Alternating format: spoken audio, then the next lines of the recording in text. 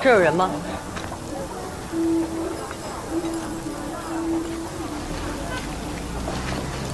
老板，来碗面。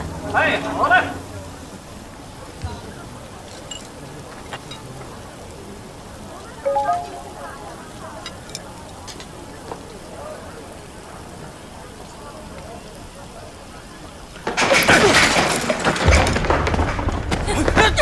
别动！我是警察！救命啊！他们是假警察！他们是假警察！救命啊！救命啊！警察办案，大家不要恐慌。怎么回事？我们是刑警支队的。我们是海通市公安局的，跟你们韩队之前联系过，这次是来执行跨域追逃任务。没了，是自己，欢迎欢迎。那我们先回刑警队吧。大强，好人，带走。是。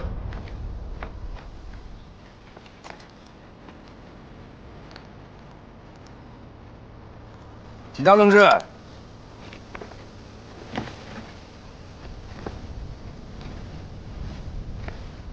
你的证件再给我开。好。放下！把他们都给我放了，不然我就杀了他！我退后，快一点！给我退后！我让你退后！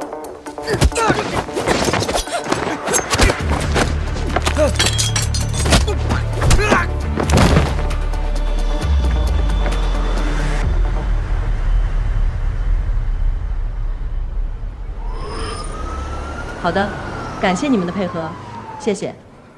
了解清楚了。清楚了，你可以走了。哎，你是怎么知道我当过特种兵的？看你对付第一个人的身法，就知道了。听说你要转业，要不要去海通？我们刑警队非常欢迎你这样的人才加入。去给你打下手吗？如果你愿意的话，我这个队长让给你。听着好像还不错。你好好考虑一下。如果你没有女朋友的话，我也可以帮忙，让你在海通成家立业。怎么，为报答救命之恩，要以身相许吗？也不是不可以。还是算了吧。一个抓诈骗犯，还能被骗得给蒙的女队长，我可 hold 不住。你说的对，我的问题。再见。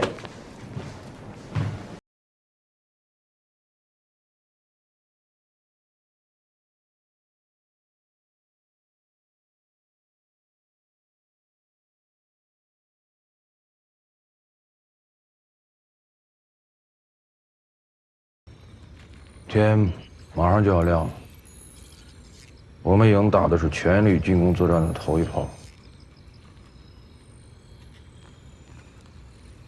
这个不用你提醒，我知道这一炮的分量。一直到现在为止，曾默还没有任何消息。在这个时候，我们是绝对不可以私自改变行动计划的。刚才吕机长又特意派人来了，一而再再而三的一定要遵守战场纪律。这个档口还在强调纪律，就是冲着我郭子健来的，我不明白吗？咱们作为军人，本来不就应该是服从命令吗？行，听你的。郭子健，你脑子里面又在打什么算盘珠子呢？你不应该答应这么快啊！你越答应的快，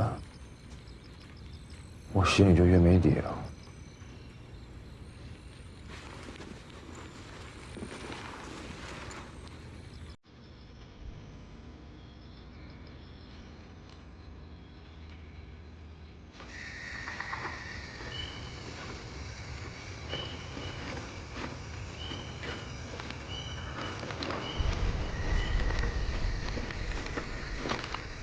使用多功能侦察仪，观察前方300米树林。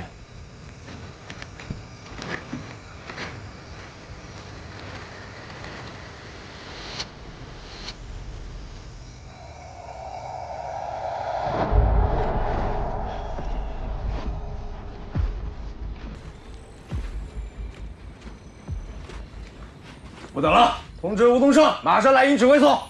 是。吴东胜及侦察班全体成员正在待命。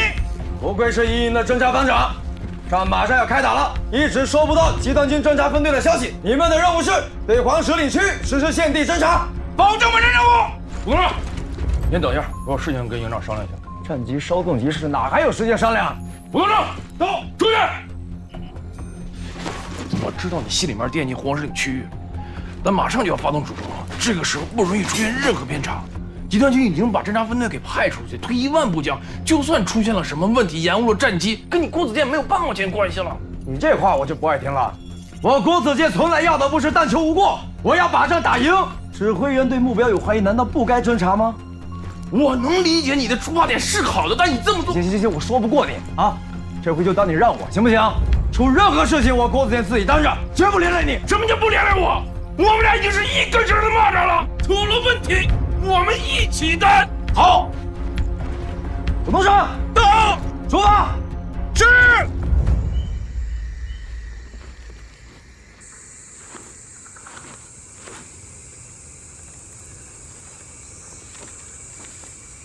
海子，怎么了？我们中埋伏了。不许动！走。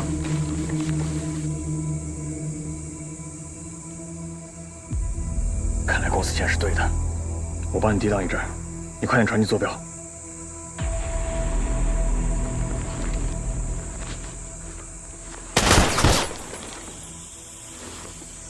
行了，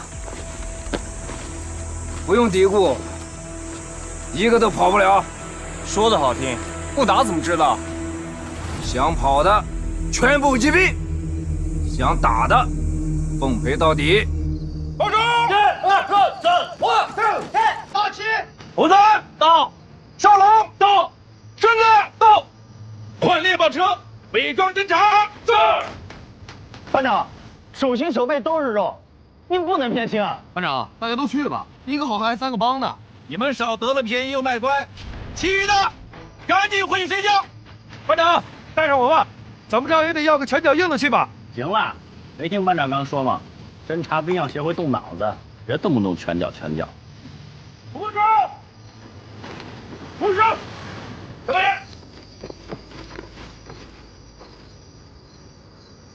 天黑路急，一定注意安全。是，俺一定注意。期待凯旋。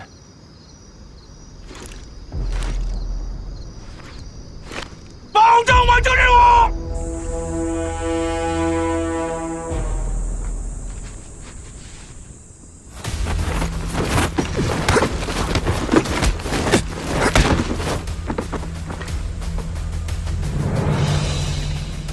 身手可以。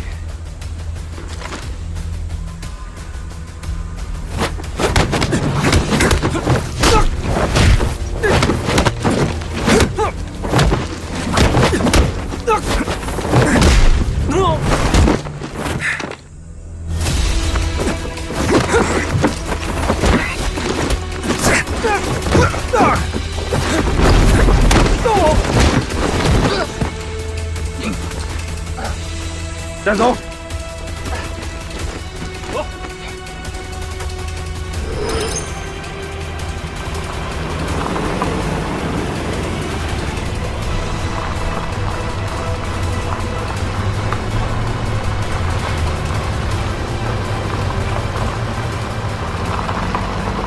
杨菜，红军侦察小组怎么不开侦察车啊？在特殊情况下，可以使用合适的车辆及手段进行伪装侦察。你说咱们现在跟一个侦察小组，会不会捡了芝麻漏了西瓜？别担心，他们这里正常的进攻行动全部都是按部就班。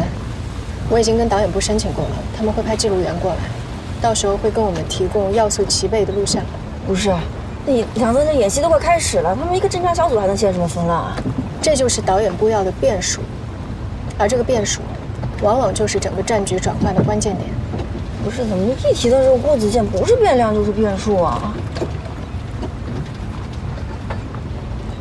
我也想看看，郭子健的判断是不是真的可以超过数据分析的结果。行，梁才，那你坐稳了啊。报告，说，捕猎小分的报告，擒获5只红嘴鸟。摸到这儿来了，没走漏风声吧？刚睁眼就实施抓捕，设备还没开机呢。不过红方侦查人员失联，不恰好证明这边有情况吗？这儿地盘大着呢，他们无法准确定位，更无法判断这里到底是一支什么样的队伍。确实，留给他们的时间不多了。不过红方能想到在西风谷跟黄石岭2处派出侦查人员，看来这个索建安有2把刷子。下棋遇高手，过瘾啊！如果索建安真的是一个臭棋篓子，那这仗打的就真没什么意思了。不过也许他还留有后手。政委啊，你怎么能听郭子健传的呢？打仗啊，不能意气用事。反正曾某涵他们现在也没什么任务，让他们辛苦了一趟，至少也能还我们一个心安。我看您对郭子健太过爱护了。建安，你是代旅长，作为指挥员的压力我明白，但我认为啊，在一些关键性的问题上，你应该冷静处置。首先，我承认我对这小子是有点看不惯，但是你太在意郭子健的态度，而不是他的意见。政委，你是我的老领导，你的批评我接受。我知道从演习一开始，你就在帮我树立威信，但是你想想看，现在大战在即，我作为一名指挥员，我不能暂且不后啊。再说，我不是完全没有接受他的意见，要不我怎么能临时改变作战计划呢？刘科长，到。通知各进攻部队，人员装备全部进入站位。是。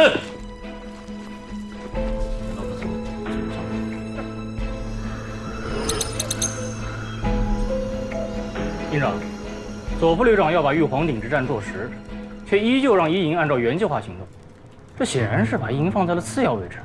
通知无人机搜索这片区域。郭子健什么德行，索副旅长能不知道吗？把他放在现在这个位置是最合适的。那么让咱们原地待命，又是基于什么考虑呢？7点，一营第1炮打响，马上就可以知道西风谷是真是假。如果真让郭子健那小子勾石运的猜中了，那么蓝军主力的位置就是一个谜。索副旅长也是基于这一点，才把战场重新拉回到玉皇顶。可是，一旦在玉皇顶摆个架势，那么蓝军势必要增援。到了那个时候，就是我们这支王牌真正发挥作用的时候。所以你才说谁是主攻，谁是助攻还不一定呢。学着点吧。是。放心吧，班长，除了有几只野鸡飞过，咕咕地喊着难听的号子，其他呀一点声音都没有。什么废话！再说了，我们刚才已经把他们的5只红嘴鸟全部收了，估计这会儿红军指挥所还在抱怨那帮兄弟们为啥会不回信呢？他们不回去，更有可能引出后续的小分队，都把眼珠子给我瞪大了。你说敌人怎么就这么确认，硬是直接往咱们这里猛扎呢？这个问题一句话跟你说不清楚。明白了。你明白什么了？明白，班长也不明白。是不是先收拾了啊？注意警戒。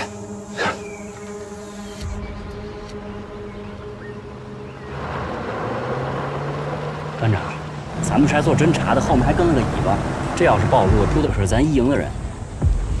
少说2句吧。不是，咱营长让咱特意侦查这片区域，我也没看出有蓝军的痕迹啊。这痕迹都在你面前摆着吗？不得找吗？上楼慢点开。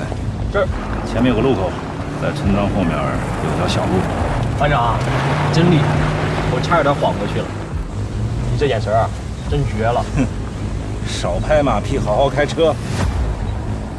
大家小心点啊，这条路可不一般。停车。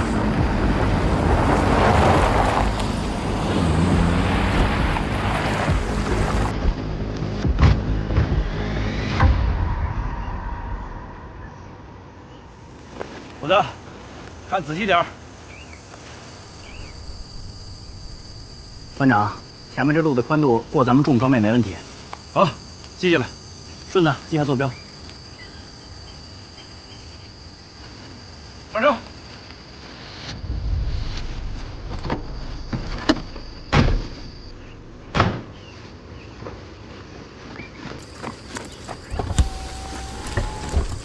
杨三木，这前面的路呢不太好走，这一般的驾驶技术啊真应付不了，你们就别跟了。哎，你这是瞧不起谁呢？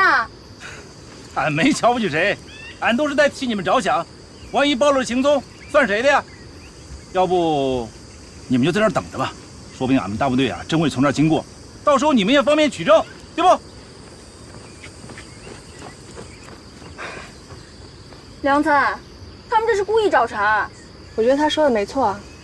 要是遇到敌情，因为我们暴露了目标，这算谁的？我觉得咱们没必要跟着他们，咱们应该盯着郭子健。不，我有预感，这一趟我们一定不会失望的。走啊，开啊！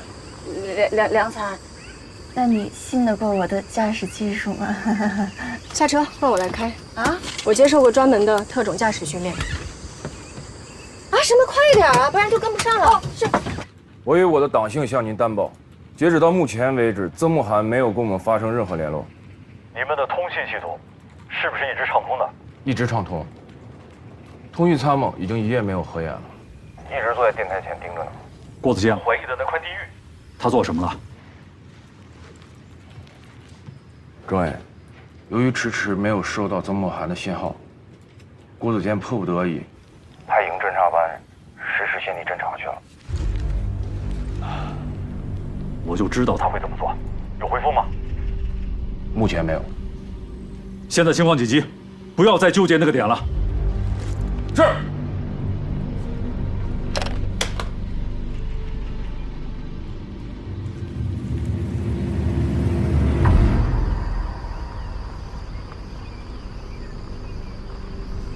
班长，还真让你猜准了，真有后续部队，可是他们速度太快了，怎么办？指挥所有命令，把这股侦察兵放进来，全部抓俘虏。进了2道坡，可就是咱们的指挥所了。怕什么呀？等他们一进圈，前堵后追，一举拿下。大家注意了，做好战斗准备，情况有点不对头。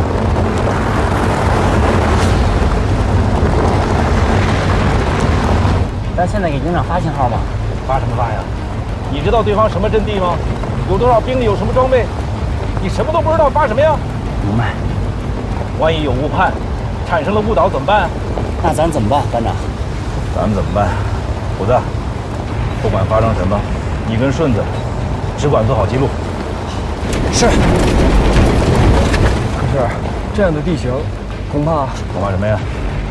就算不能用笔，也要相互用脑子印证着，把它记牢了。是。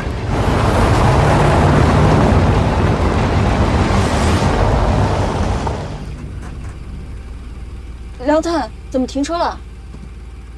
蓝军要抓俘虏，不要挡了人家的道。这还真是蓝军的指挥所？现在还不知道。吴东胜他们也发现情况了。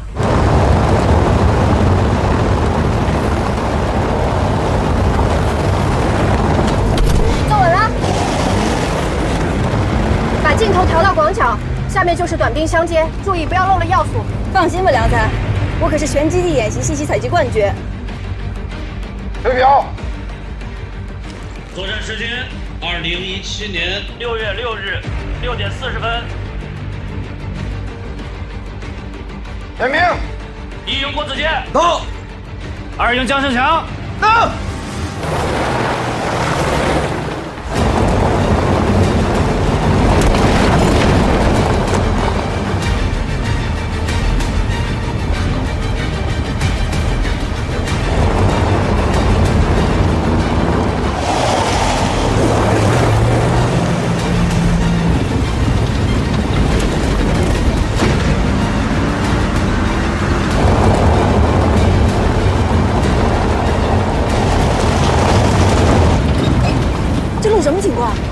该是蓝军故意设置的，为了阻止对手车辆，让对手无法在车内完成有效作业。不愧是死机旅，这回真要给吴东胜他们整死机了。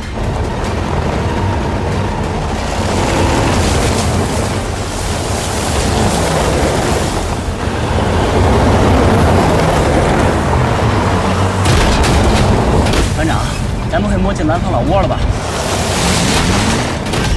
这不是正好吗？咱不就要找他们的老窝吗？虎子，哎，俺再强调最后一遍，注意记录战场要素，关键就是坐标。要是万一漏记了误事儿，俺就把你的脑袋摘下来当球皮。是，班长。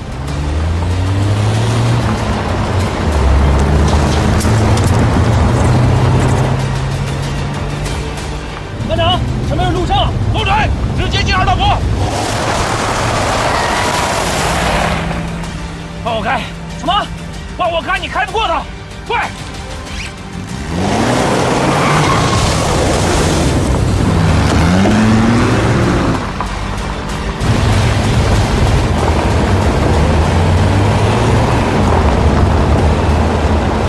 我今天就是要看一看，这二道坡里到底藏着什么鬼东西。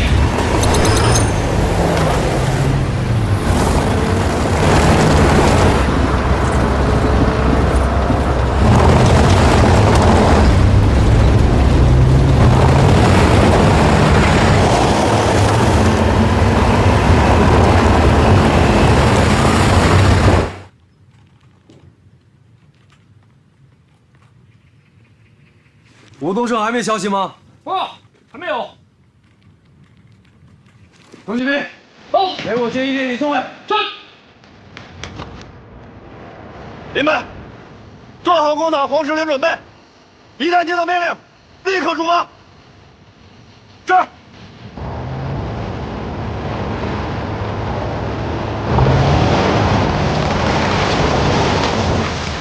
杨仔，咱们是采集信息，不是跟踪追击。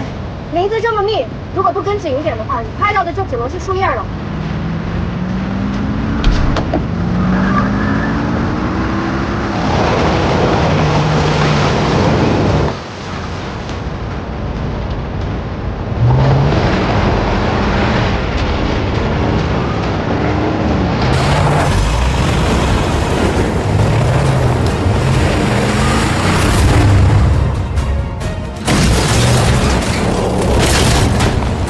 班长，甩掉他们了。这车技牛啊！没想到红方还有这么厉害的高手。班长，你行不行啊？闭嘴！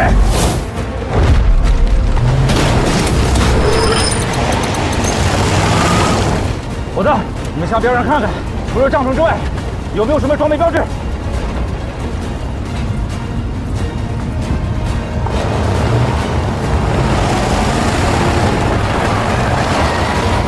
报告班长，前方发现坦克、通讯车、指挥车等装备，都是指挥所标配。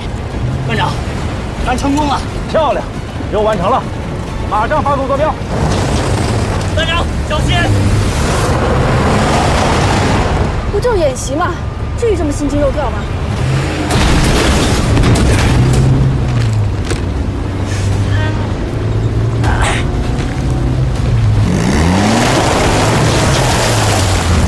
看你小子往哪跑！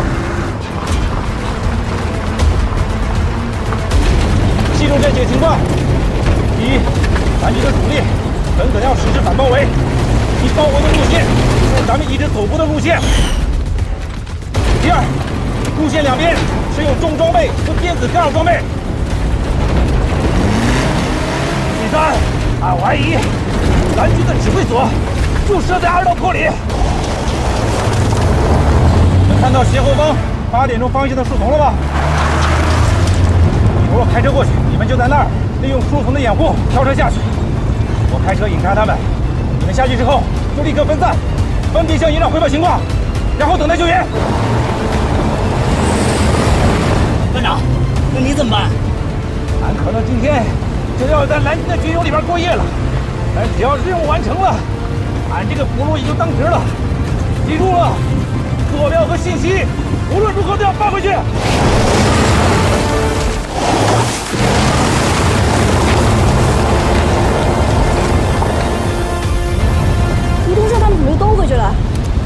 是在寻找新的出路。哪还有出路？蓝军的地面部队已经包围过去了。团长，是龙尾山。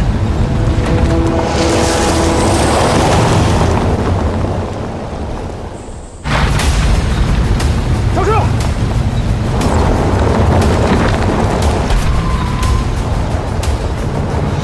吴班长，你带留单机保着现场，我来跟踪。是。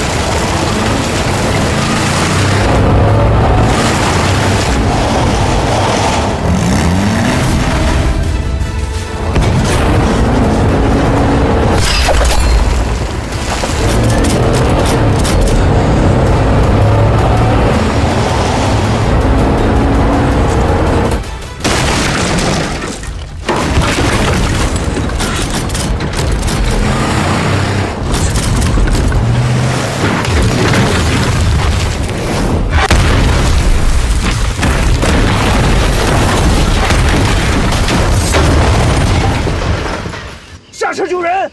救人！救人！救人！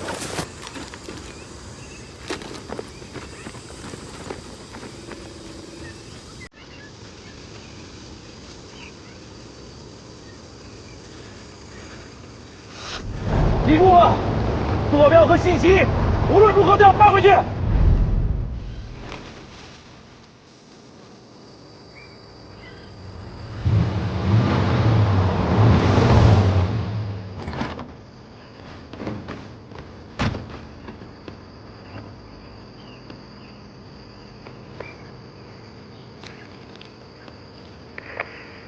导演部，我是梁红，这里发生意外事故，有人员受伤，请快速派出救援车队，还有随行军医。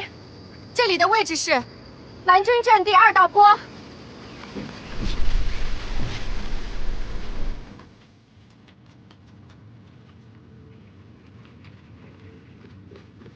报营长，各作战单元应完全准备就绪，第一波火力压制是否按时展开？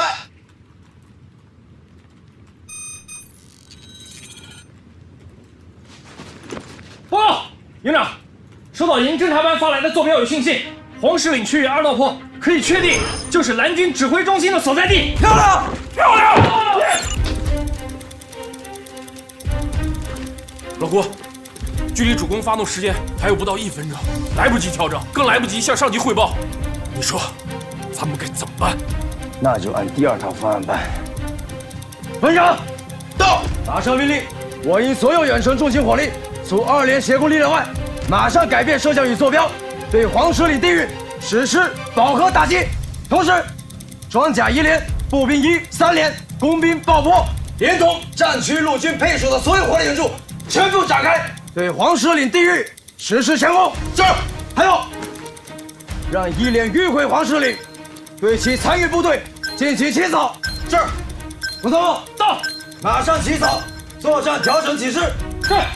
内容如下：我营已于清晨6时59分获取准确信息，发现蓝军指挥所及主力部队集结之地，并附其坐标及基本力量配置。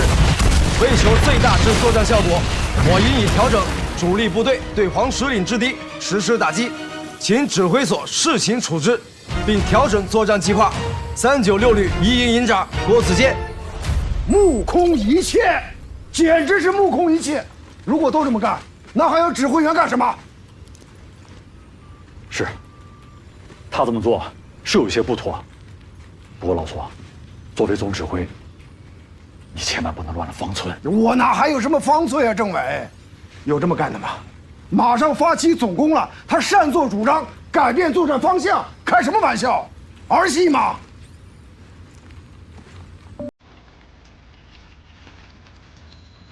老苏，我核实过了，一营是在主攻任务发起前1分钟才收到信息，之后他们立即提交了请示。请示？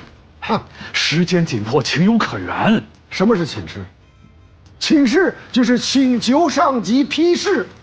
你批示了吗？我批示了吗？好嘛，我行我素，毫无组织性、纪律性。是，你说的对，出现这样的情况，作为党委书记，我负有直接的责任。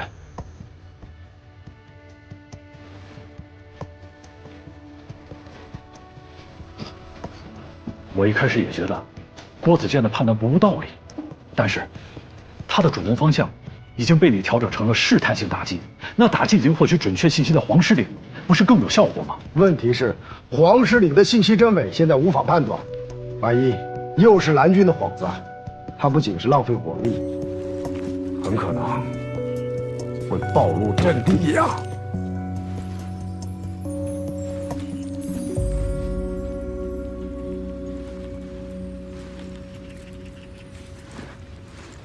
行了，咱们不争了，打击效果很快就会出来，等等看。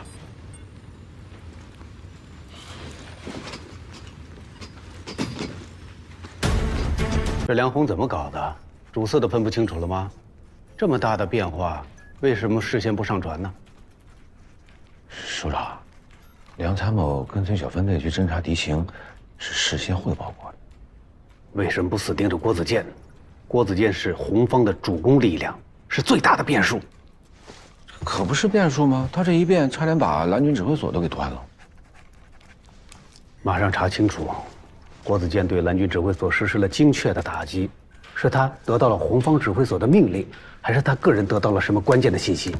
不是首长，这演习都是背对背的，人家什么战术战法，怎么可能处处都跟咱们汇报啊？你不要给我唱反调啊！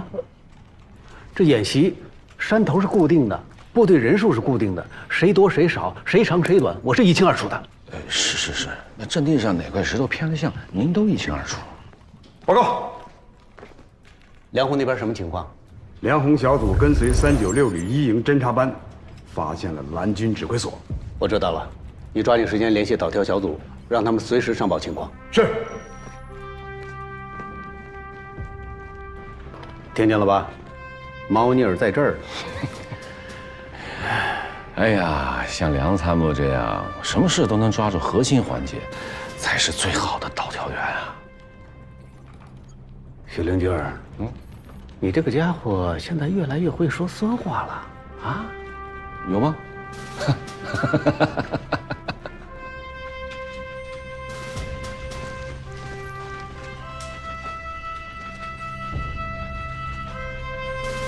出结果了。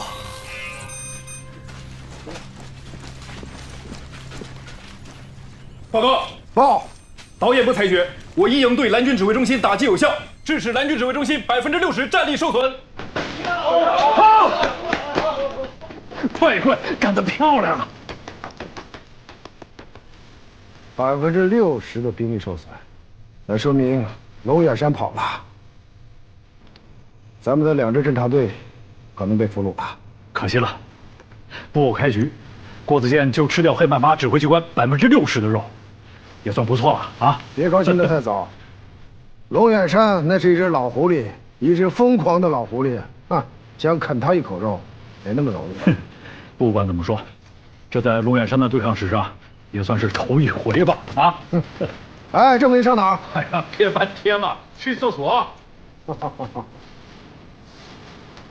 瞎碰碰的死耗子。有过当防，有功当赏。龙远山战力受损，位置也暴露了，原来的作战计划已经破坏了。如果我的猜想没错的话，他会和玉皇顶的部队会合，和咱们一决高低。3营4营到位了没有？快到10公里了。命令他们加快速度，抢占玉皇顶。是。命令1营、2营原地待命，保持警戒。是。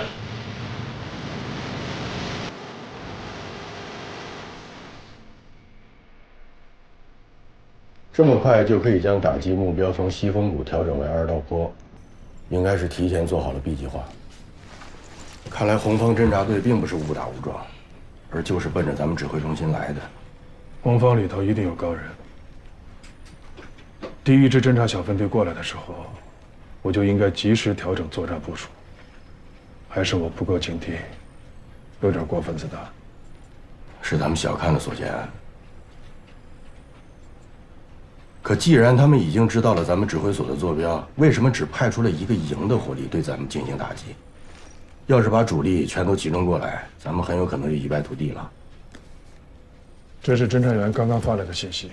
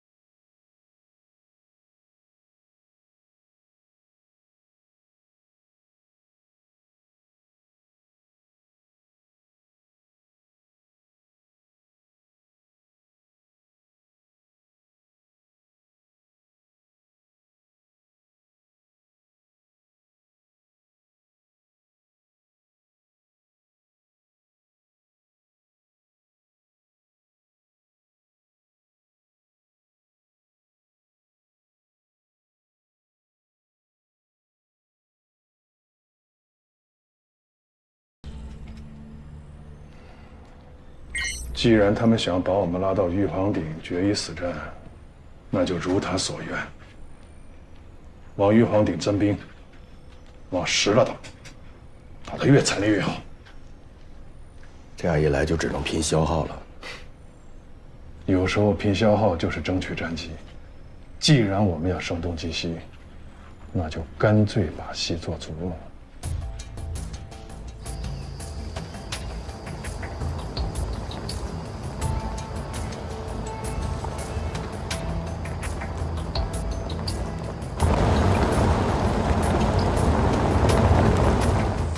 连长，打不打？打啥呀？这能打吗？可是营长不是让我们清扫地方残余部队吗？也不能动咱脑子，这是残余吗？这起码1个合成营的兵力。那咱们也不怕，跟他们干。干什么干？这场仗才刚刚开始，还没到壮烈牺牲的时候。告诉兄弟们，放他们过去，再派2个侦察兵去看看他们到底去哪儿。是。这么荒芜的仗，都会给他们杀死了。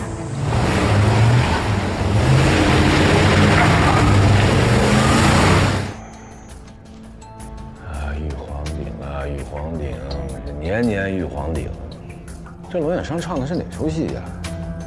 这真要跟红军在玉皇顶拼个你死我活？换个人可能会这么打，但龙眼山不会，他是个老狐狸，他去玉皇顶，一定另有所图。这么说，红方是为拼而拼，而蓝方是为变而拼。哎，许伦军儿。你这个认知提高了，如果有10分的话，给你打7分。哎呀，我又及格了，谢谢首长。机动情况怎么样？司令，坐。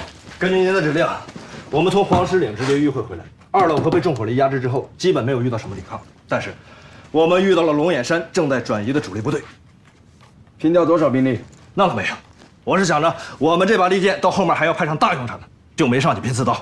不过我派了2个侦察兵跟了上去，争取能找到他们的备用指挥所。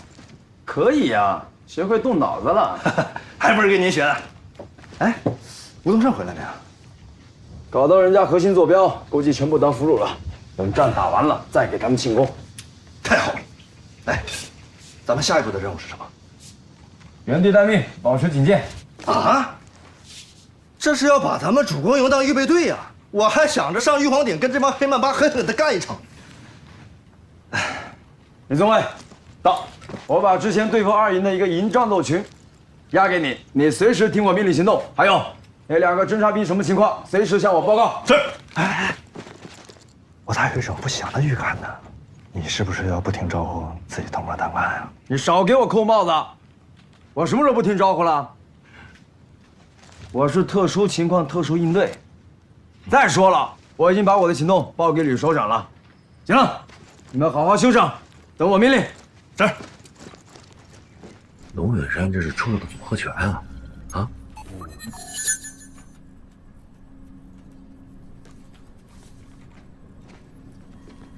首长，有一起演习事故，请您定夺。什么事故？396旅一营侦察班班长吴东胜在执行侦察任务的时候发生车辆事故，身受重伤。具体情况？现在我们的导调人员已经把人送到了野战医院，正在进行全面检查。重伤部位初步判定是在腿部，现在人处于昏迷状态。不要送到野战医院，传我的命令，派运输直升机把伤员送到离演习场最近的189医院，通知医院组织最好的专家等候治疗。是。安排伤员去野战医院的是梁红那一组。是。很好。他做得很好啊，没有因为突发状况而慌乱，也没有因为另有任务而躲避。那当然了，梁红可是您亲手带出来的高徒啊。但是梁红他们接下来的任务怎么安排啊？什么怎么安排？继续执行他的导调任务。你通知他，还有其他的参演人员，这一消息全程保密。所有的问题等演习结束之后再做处置。是。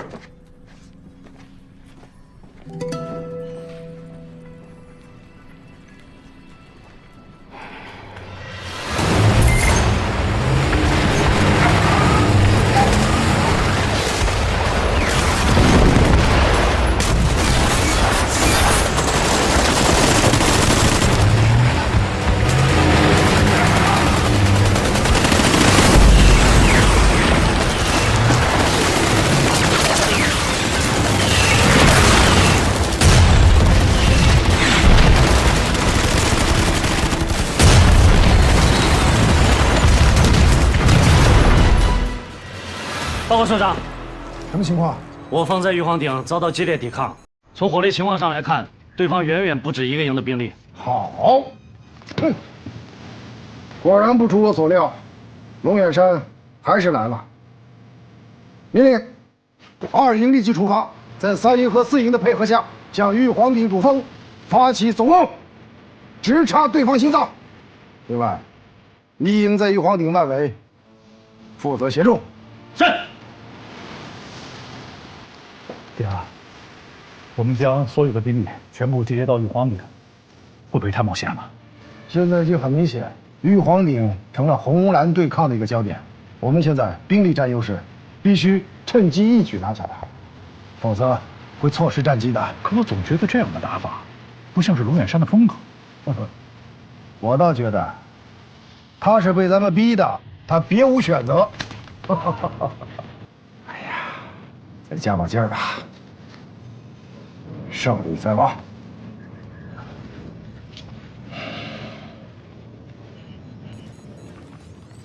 今天下午，玉皇顶作战部队将要完成2次强攻，时间间隔可以控制在2个小时之内，完成对红军重装甲部队的牵制和虹吸效应，诱使红军向玉皇顶不间断投入后续作战力量。是。工兵爆破分队带红军重装甲部队增援至石滚河一线，在其前行道路上实施无差别爆破，阻其前行。随后以激光系统引导远程火力，对目标实施精确打击。是。重装4营反装甲分队大造直逼红军指挥机构之势，逼其就近主力，实施全力反击。是。机降分队趁乱伺机斩首，力图在最短时间内完成对红军指挥机构的闪电突袭，俄着所见安。是。通讯部队待机降部队出发之后，对红军所有的频段联络实施全网全频干扰，配合斩首。是。出发。是。明明我们1营是主攻营，凭什么让我们负责外围助攻啊？好了，不从命令，集结部队。是。等等，郭子杰，你这脑子里不会又在打什么算盘珠子吧？情况不对。童志斌，到，给我接指挥所。是。报告营长，接通了。我是一营营长郭子健。你还是管好你自己吧。毛病，真把自己当盘菜了。梁参谋，一定把他这一下帮我们剪了，这个跟演习没有关系啊。跟谁发牢骚呢？还能有谁？郭子健呗。怎么了？他建议主力部队今晚立即撤出对玉皇顶的进攻。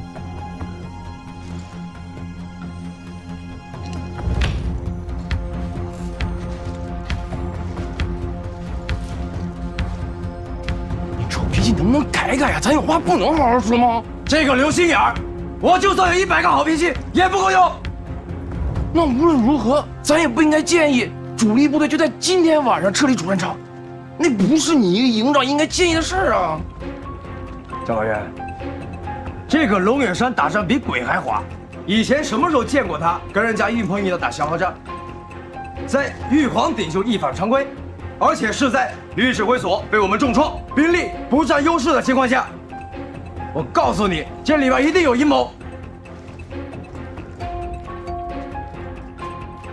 那这个鬼到底是什么？我们不可能永远凭着直觉在打仗吧？你作为一个指挥员，不可能永远靠着直觉在指挥一场战斗吧？哎，行了，现在还没想清楚，那就让自己慢慢想清楚啊。在我们想清楚之前，只需要做好一件事情：服从命令。李宗伟那边的侦察兵有消息了吗？没有。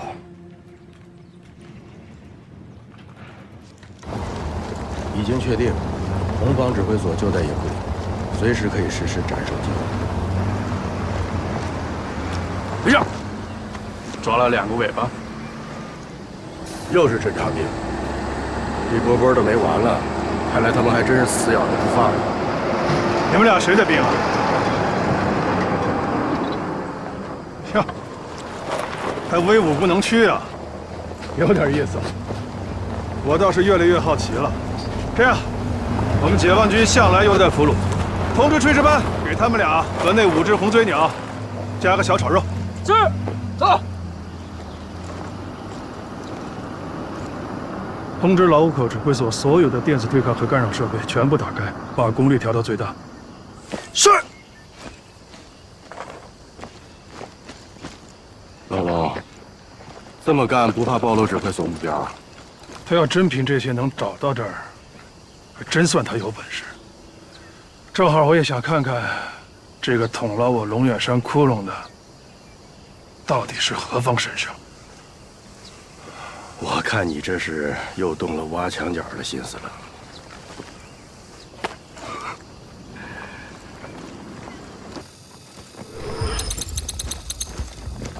报告，讲，蓝精运被我方重重包围，企图突围。指挥中心要求我方加速前进，将其消灭。突围？肯定王宁。旅指挥所跟进没有？还没有跟进通报。给我接2营营长。上。2洞1，2洞1，幺洞113，幺洞113。讲，营长，1营营长郭子健来电。小人强，我知道你对我有意见，但现在不是我们较劲的时候，我也不是让你违抗命令。看到使管盒了吗？那里地势狭窄，重装备通过缓慢，所需时间较长。如果敌人在那里对我方进行打击，很有可能造成我方兵力被截断。你知道龙远山为什么要这么打吗？所以我怀疑。我知道你在怀疑什么，郭子健。2营的仗怎么打，我心里有数。管好你自己。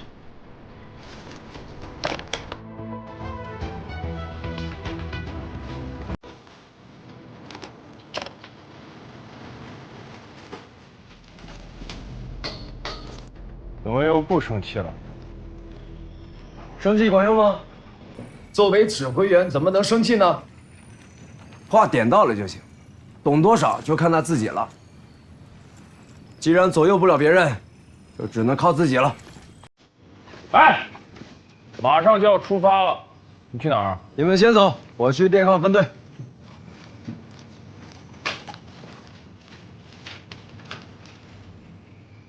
所有人听我命令，出发！出发！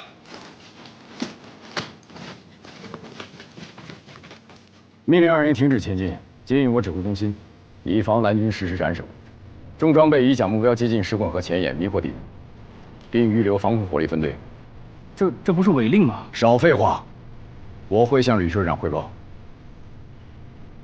通知徐大力，让他守在旅指挥所东北侧，没有命令不许离开。是。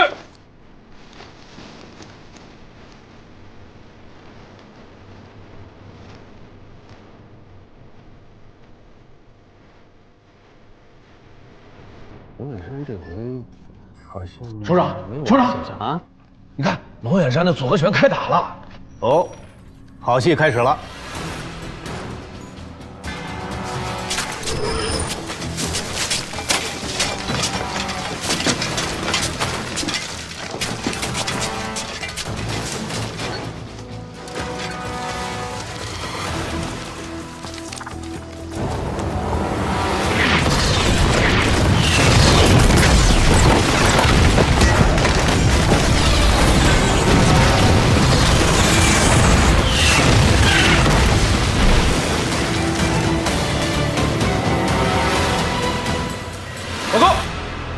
石滚河重装部队集结地域，遭蓝军远程火力打击，损失严重。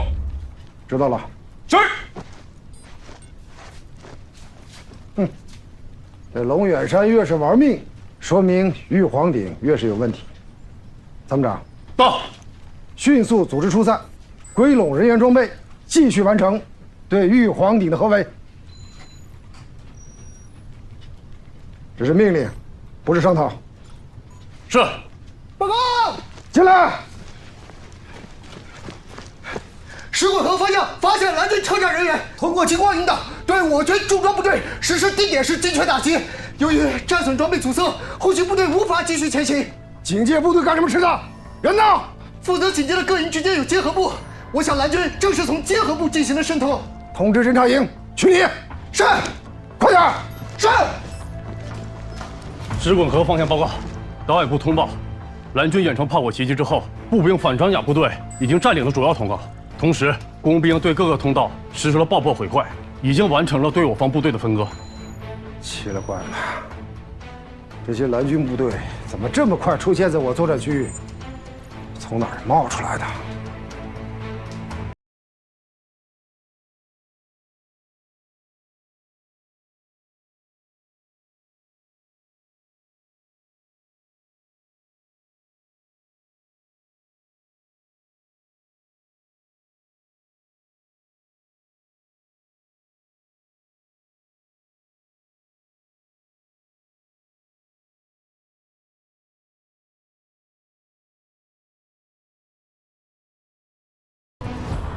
他想斩首。几支保障部队手里没有重装备，不可不发。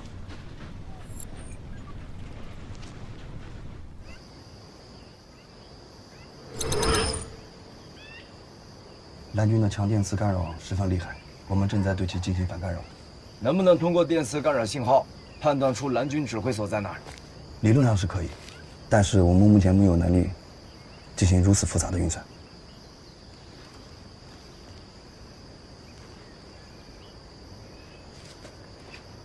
这不是有信息工程专业的大博士在吗？可他是导调人员，来帮咱们算不算违规？谁让他帮了？我就出道题考考他，纯属业务交流。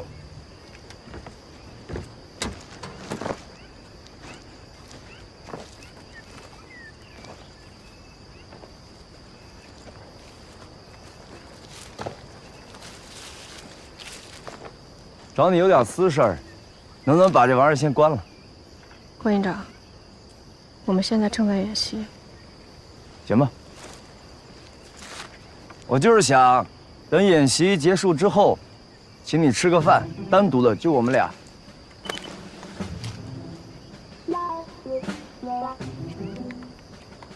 怎么，想追我啊？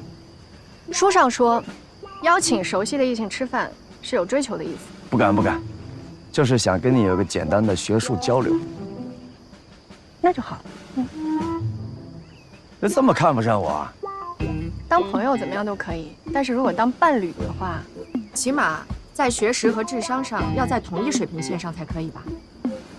这什么意思？就你这个博士看不上我这个硕士呗？我没有说，是你自己说的。行，但是现在啊，我觉得弄个博士学位也没什么难的，而且这梁副军长又是你的导师，帮你使使劲儿也很简单嘛。我的博士学位是我靠我自己实力拿下的。虽然说梁副军长他是我的导师，但是我的博士学位是靠我自己一分一分考下来的，是靠我自己的实力，跟掺假一点关系都没有。你别急呀。这样，我前段时间在书上看到一道题，想了好几天没解答出来。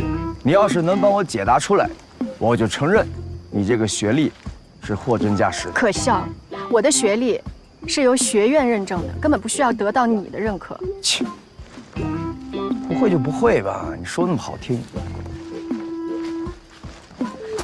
什么题？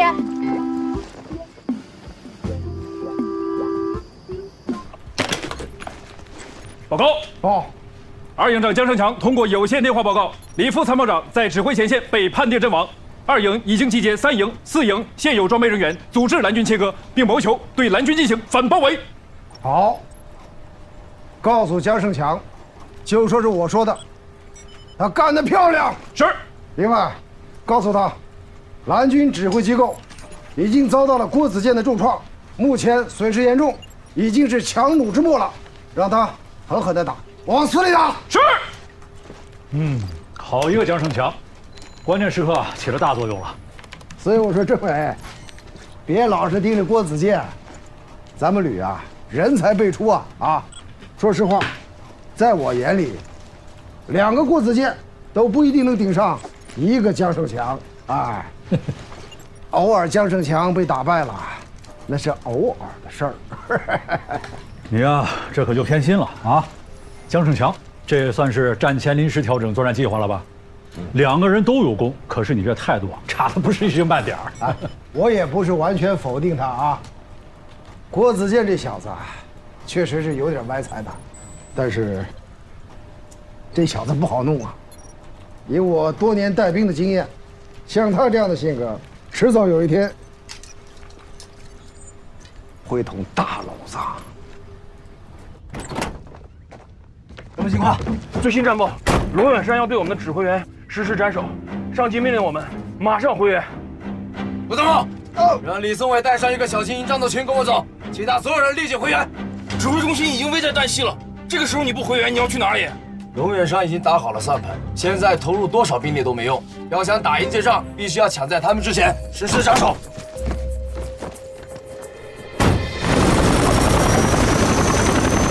依据卫星和无人机定位目标，锁定红军指挥机构及其保卫保障力量。但有一点注意啊，所建安的指挥中心给我留下。飞鹰收到。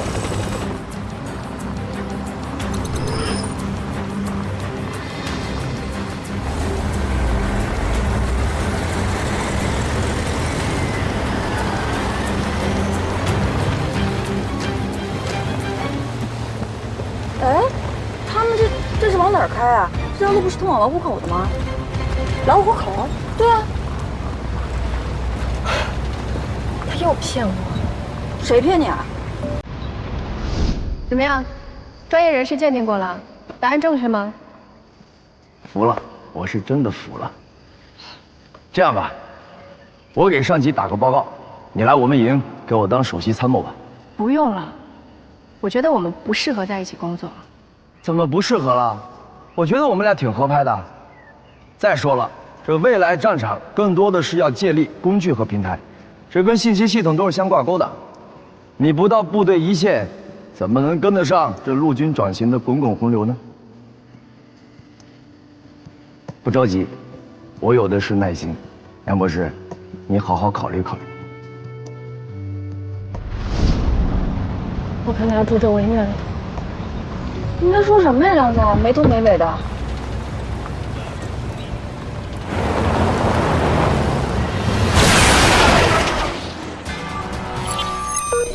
蓝方直升机编队遭受沉重打击，红方这一次出击干得漂亮啊！是啊，我就说396旅绝不可能束手就擒。这个江胜强啊，打起仗来还真不含糊，不仅预留了防空力量，还专门留下一个主力连，防止对方斩首。龙远山这些年啊，所向披靡，这回也该吃点苦头了。飞呼叫野狼，飞呼叫野狼。小狼收到，请讲。机群遭受地面防空导弹打击，机群遭受地面防空导弹打击。红军防空拦截是预料之中的事儿。启动第3方案，第1编队超低空接敌，引导火力打击其预留部队。第2编队改变航向，按第3方案迂回。收到，回复。飞收到。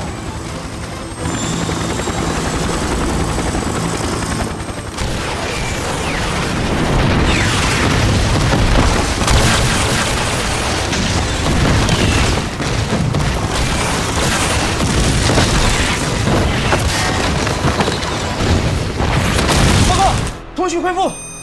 好，报告，2营方向报告，现已与蓝军武装直升机1个编队交火，击落蓝军武装直升机3架，运输直升机1架，其余武装直升机及运输直升机逃离。龙远山不是牛哄哄的要来斩我的首吗？怎么又往回飞了1营联系上没有？报告，已经连通，顾营长已令其装部2连和1个突击炮排及部分防空火力回援旅指挥所。他本人带步兵1连及其他部分火力，组建了一支小型营战斗群，正向老虎口进发。老虎口？他到老虎口干什么？为什么不服从命令？顾营长判断，老虎口是当前蓝军指挥机构所在地。他判断？他有什么权利判断？为什么擅自决定？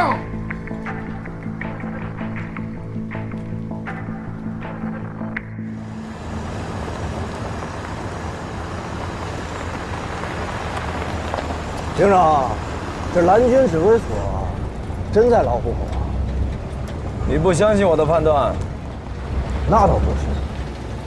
这黄石岭的结论基于你的数据分析和吴东胜现地侦查的情报，但是这老虎口，我觉得还是有点冒险的。问题是我们现在没办法进行现地侦查，而且我相信梁参谋的计算结果。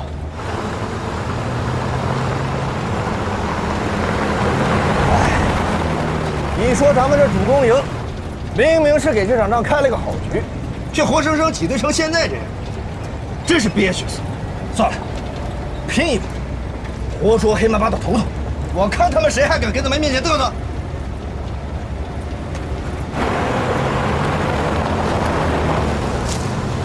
这场仗打到现在，算是到了刺刀见红的阶段。是啊，前面打得再精彩，收不好尾的话，也会前功尽弃。从黄灯显示上看，每一个关节点上都有我们的导调人员，保证不会漏掉任何一场精彩对决。那就好。到最后讲评的时候，咱们底气足啊。是。对。首长，你看那儿，把画面调出来。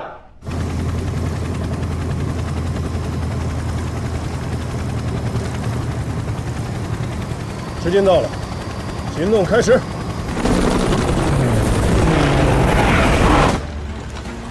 报告，杨，我方遭受远程火力打击，防卫力量损失惨重。他们怎么使用远程火力？不怕伤到自己人吗？那是蓝方的佯攻，他们假意逃跑之后，把我军引入了他们的远程火力打击范围。报告，情况怎么样？蓝军发起突袭。指挥所保障要素遭重创，2营不是已经进入保卫区域了吗？2营确实已经接敌，但受到蓝军的诱敌之计，遭蓝军远程火力重击。侦察营呢？他们大部分都轻武器，抵抗不了多久，请2位首长赶紧撤离。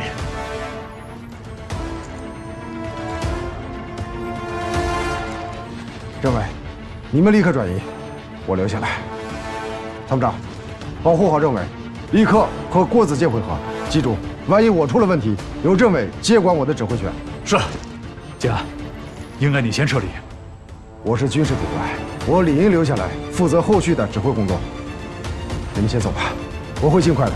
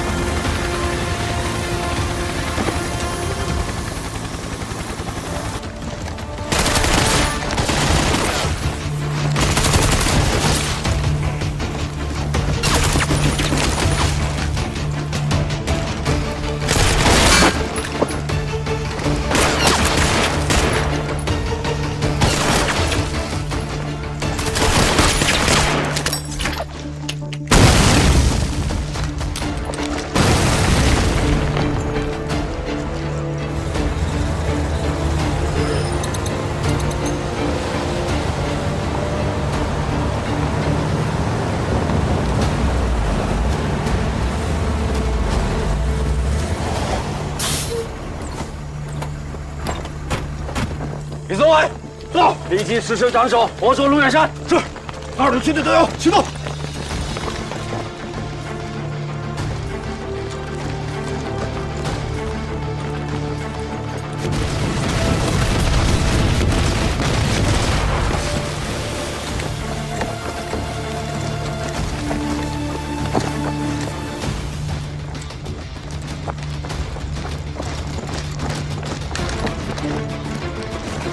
副志。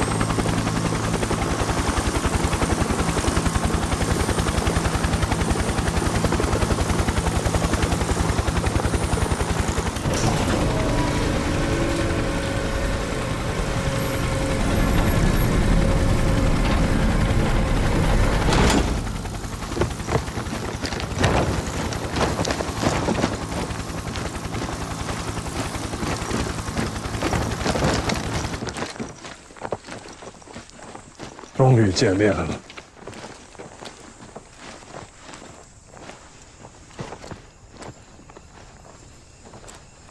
左副旅长，得罪了。说不上，反正就算抓住我，你们也不算斩首成功。怎么？你指挥权交接了？导跳中心有现场录像。那又怎么样？你以为跑了一个康保平，你们红军还可以卷土重来是不是？你心里很清楚，你的战损比我重。哎呀，索菲旅长，就凭这几句话，你今天当这个俘虏，一点都不冤枉。你以为咱们是拼刺刀啊？如果就按你这个套路来带兵打仗，我劝你还是回到几十年前吧。我不想跟你磨嘴皮子。不相信呐，咱们往后看。往后看？后面有什么呀？后面什么都没了。索菲旅长，战斗结束了！战斗结束了！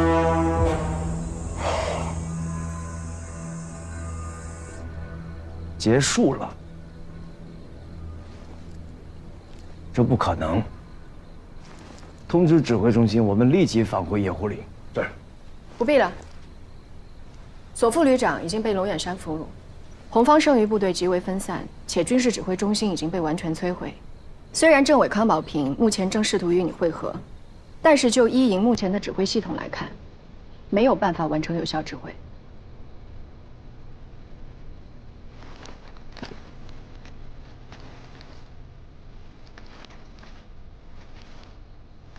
所以，我们这边的目标判定是你提交的。是。演习结束的指令，也是通过你的判定。是的。就是说，你一开始给我的那个答案，是个诱饵。不是。如果答案是诱饵，那就有所偏向，这是演习纪律所不允许的。事实上，答案是正确的，只不过是你自己聪明反被聪明误。就在2个小时前，龙远山还在这里，但是他跟你打了一个时间差，你中了他的计。可我们现在火力尚存。我正要告诉你，这个区域刚刚受到了蓝军远程火力的打击。郭营长，你阵亡了。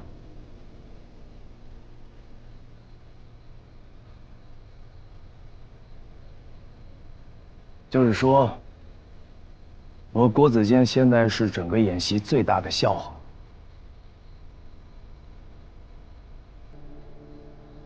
怎么不说话了？我就算要说，也应该是在演习总结会议上专题陈述，没有必要在这里跟你单独解释吧。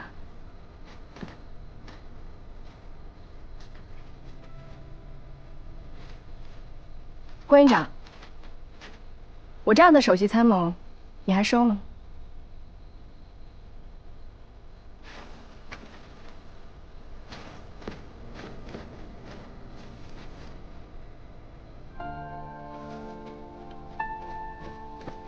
营长，旅参谋部通知，马上返回宿营地，各营主官连夜参加旅党委扩大会议。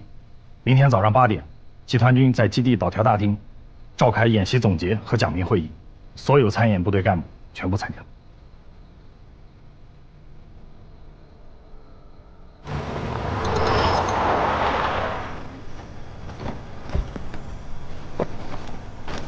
滚进！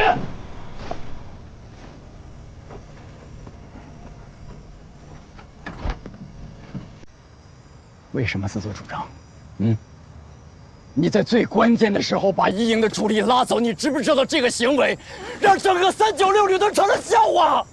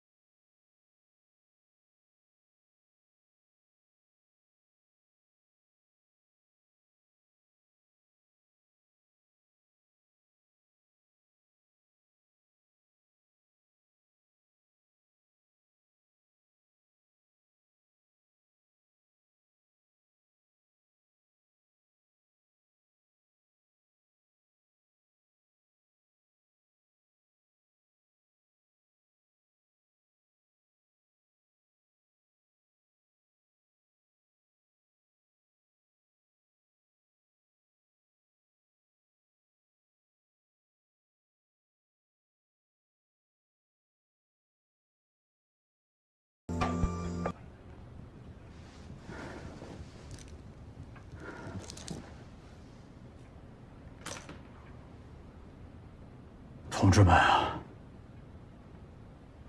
我康保平啊，活了这么大岁数，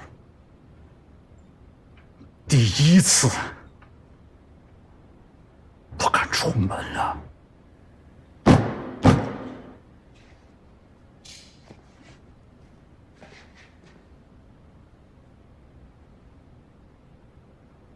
郭子健，进入演习区域之后，你处处和指挥决策中心不合拍，处处表现你一个军事指挥硕士、院校机关参谋的派头，是吧？我旅指挥所的每一个命令都入不了你的法眼。你要是真有本事，我索建安佩服。你看看你这些事儿啊，哪一件不是贾生咽不下的烂饼子？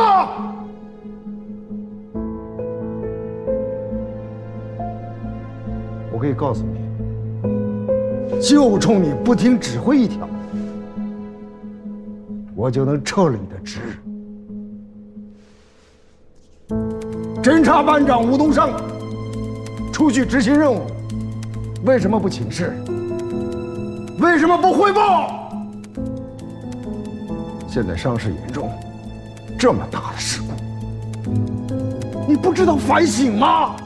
你不知道总结一下责任教训吗？当着首长的面，你干什么？胡搅蛮缠！郭子健，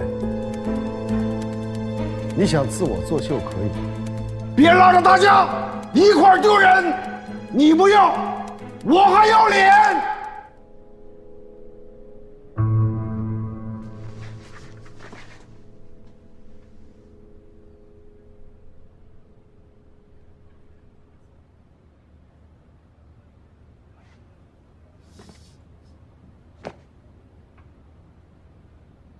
左代旅长，您今天说的所有问题，我全认。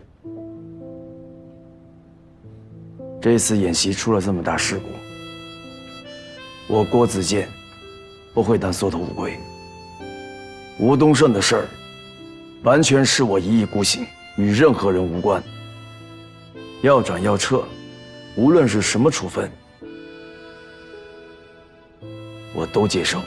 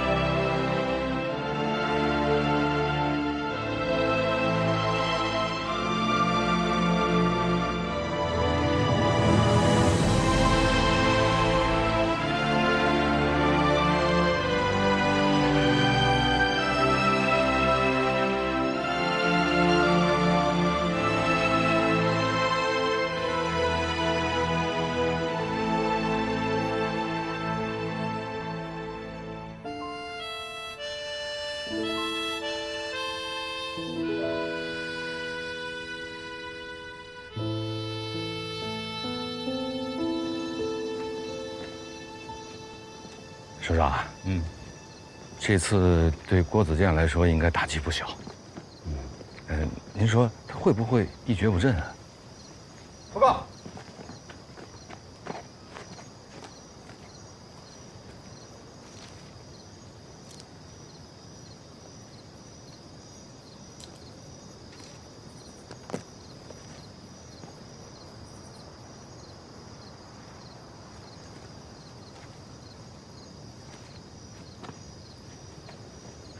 396旅拿过来的情况通报，征求我们对郭子健的处理意见。他们怎么说？你觉得他们会怎么说？我觉得，我们集团军机关是不是也应该拿点意见？我们应该拿什么意见呢？都安排好了。啊，好了，车辆、装备等一系列安全检查都已经完毕了，咱们明天一早就可以返程了。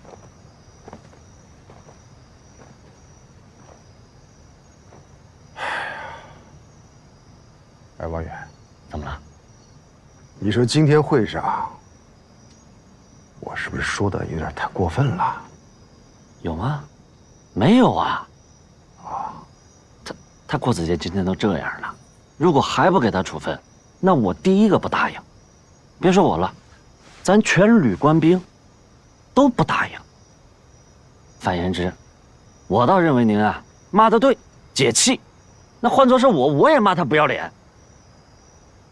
我骂他不要脸？您忘了？你胡扯！我能说出那么没水平的话吗？我说你不要，我还要脸呢。哥，这不一个意思吗？也是。哎呀，不管怎么样，对他的处理意见，还是再等等吧。啊？还等？还等啥呀？等集团军领导的意见。不是，索副旅长，他之前是个代职没错，但是这次演习之前，他的任命是直接下到咱们旅里头的。那也就是说，他就是咱们旅的人啊，咱们自己处理自己人，还要看这么多脸色。人家是大机关来的，人小辈分高，懂个屁你！再说了，年轻人嘛，难免犯错误，处分那是为了教育他，不能一竿子打死啊！要是太严重了，那会影响他一辈子的前程的。您啊，永远都是这样，刀子嘴豆腐心。我这个人就是心太软。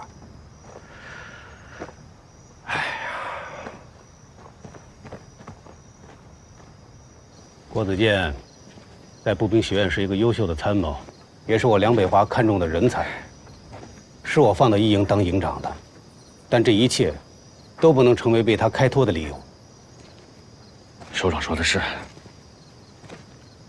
你说这个混小子啊，当着全旅的面跟领导甩脸撂挑子，太任性了。指挥员是可以有个性的，保有自己的个性，但是在原则的问题上，没有任何条件可以讲。我已经签字了，郭子健属于396旅，集团军机关绝对不会干涉396旅党委对他的任何处置。那您就这么让他硬扛？一个人的成长需要多方面的扶持，但是关键的几步路还得靠他自己迈过去。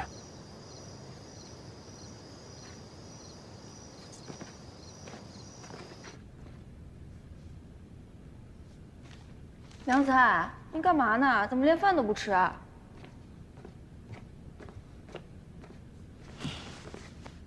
你还在看一营的数据啊？我想检查看看会不会有什么错漏。毕竟是第一次参加这么大的活动，情况又很复杂。那你查出什么了吗？没有。要我说，就是这个郭子健太自大了。他第一回准确猜出蓝军指挥所的位置，被胜利冲昏了头脑，所以第二次才会那么想当然。再说了，你说枪打出头鸟，他总跟指挥所对着干，能有什么好果子吃吗？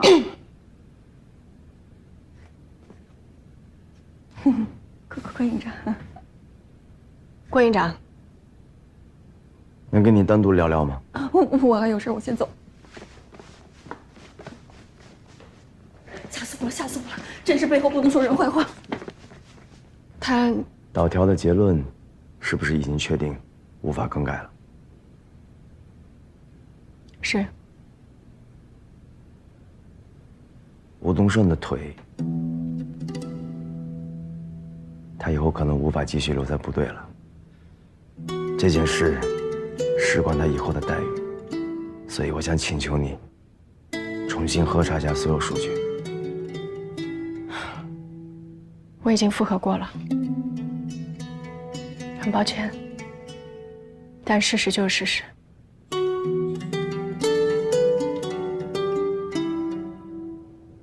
谢谢。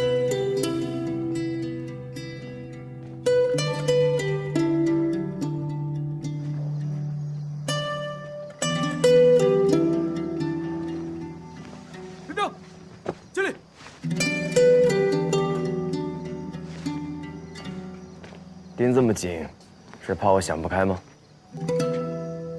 你有什么想不开的？我看你是最能想得开的。我之前是怎么嘱咐你的？我让你态度一定要好，千万不可以触怒。你自己是怎么做的？这事我忍了，态度好了就能过得去吗？那你想怎么办？还能怎么办？大不了转业。郭子健，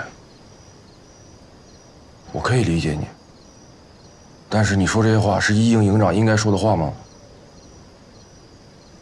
行了，明天就要回营，赶紧回去准备吧。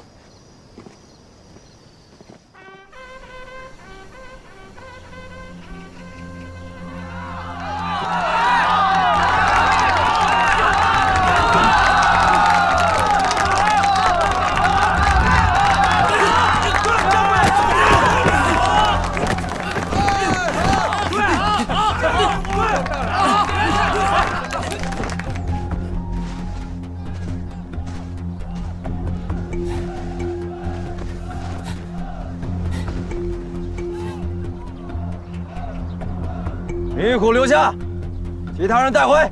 集合！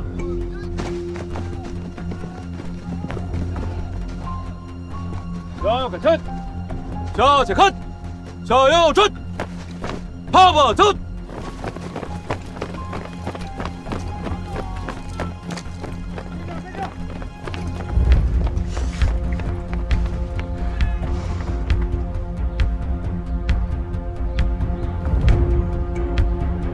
我们俩来一把。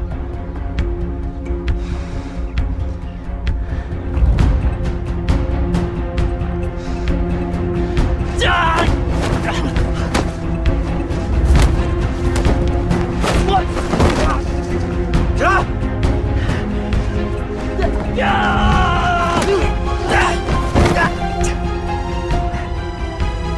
不是憋着气吗？朝我这发！起来！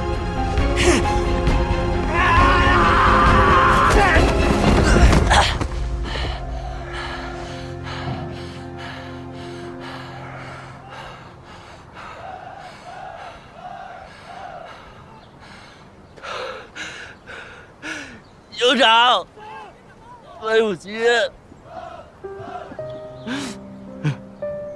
命令是我下的，你有什么对不起的？我当时就想着要把班长说的信号发出去，我没有在第一时间救他。行了，知道错以后就改，下回动手之前，先动动脑子。是，知道了。怎么样？想开了吗？想开了。这丢人吗？营长，你比我还丢人呢。想再摔一轮是吧？不敢了，这你让着我的。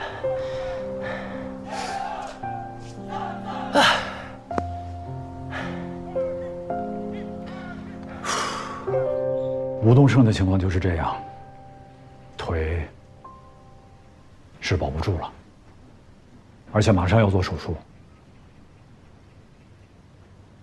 行了，事情已经发生了，要往前看，想办法把该做的事情做好。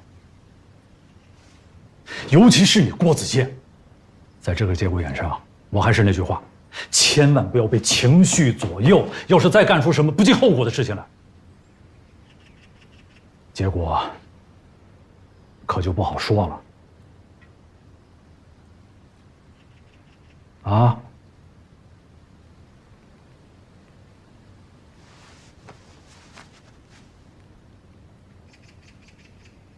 知道了，政委。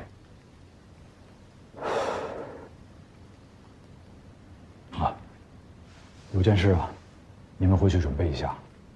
吴东胜明天做手术，需要大量的新鲜血液。医院这几天刚好有几个大手术，血库存血出现不足。我和医院联系过了，让一营出几名战士和干部给吴东胜献血。医院的同志今天晚到。给大家验验血。你们回去以后组织好。放心吧，政委。行了，回去了。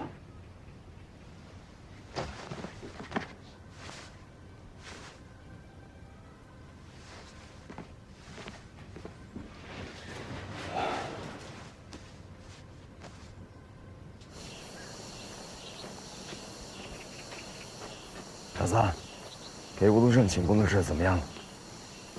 其实材料我已经准备好了，但是这讲评会一开，侦查班的功劳就变成违规了，所以这事儿现在就变得难办了。再难也得办。他腿要真没了，离开部队以后他怎么生活？放心，吴东胜出了这么大事儿，这材料我无论如何也得交上去。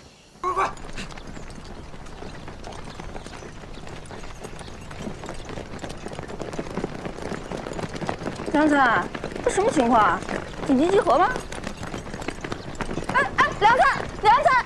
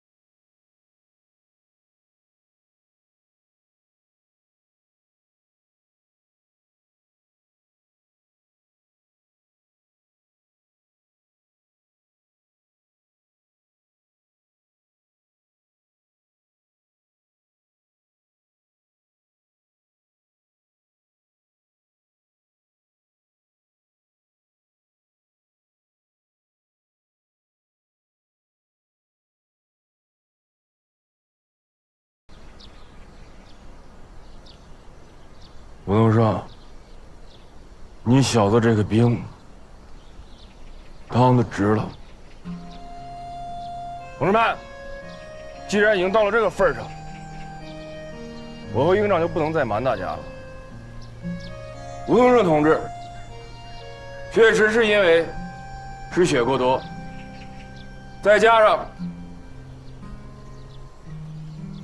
上必须要进行截肢手术，所以确实谁截肢？我俩是铁打的脚板，不可能截肢。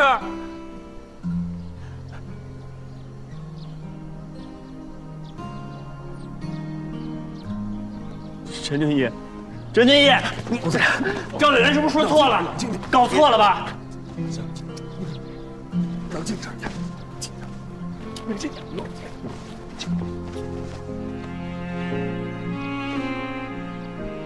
同志们，我郭子健来部队10几年了，没见过这样的阵仗。今天大家给我上了一课，让我知道什么叫做战友情。都说铁打的营盘流水的兵，可也许兵会走，但这样的情感永远不会散，反而会更长久。我替吴东胜，更替我本人，谢谢大家。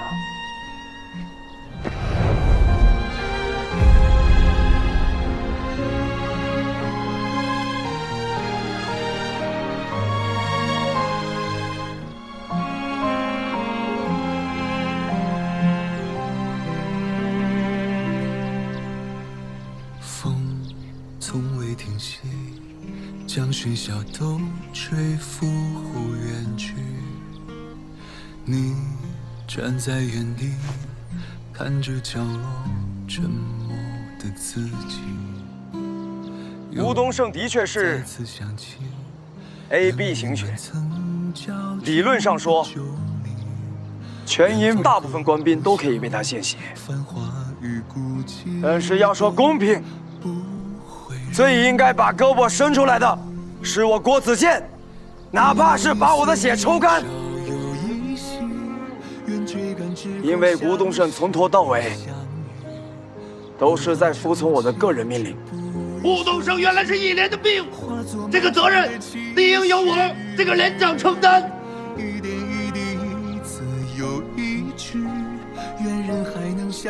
谢谢你为我开脱责任，但事实就是事实。吴东胜的事儿，我难辞其咎。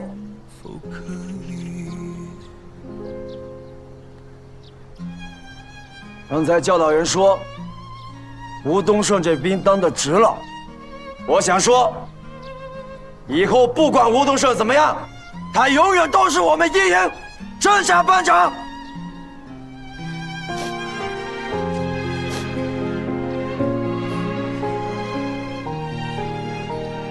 至于献血的事儿，我请求大家服从命令，听从指挥。不管将来哪个人的血留在吴班长的身上，我相信他都一定会感受到，因为这是一营每一位战友的血，是一营每一位战友的珍贵馈赠。这次演习的问题，责任在我。但我希望大家不要丢掉了打赢的信念，不要输了一营的气势。我们红一营在长征路上没含糊过，在抗日战场上没含糊过，在抗美援朝战场上没含糊过，今天更不能含糊。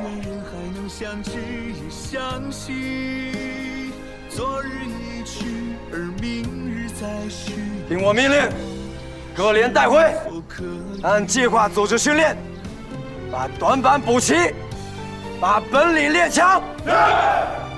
向左转，左转，派猛走。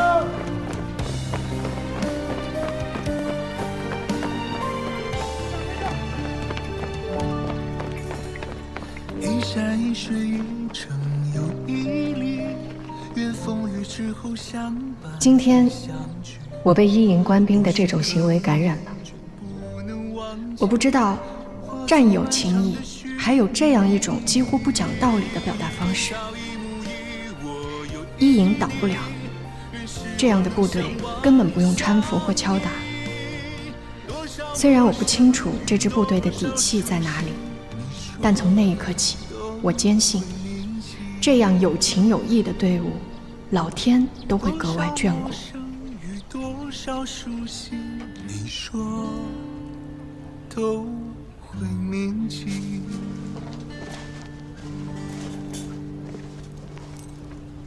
吴班长，我问过了，今天给你做手术的是全军最顶级的专家。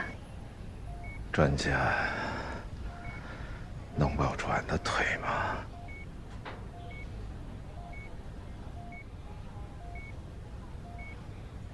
梁参谋，哎，演习的结果是什么呀？俺们赢了吗？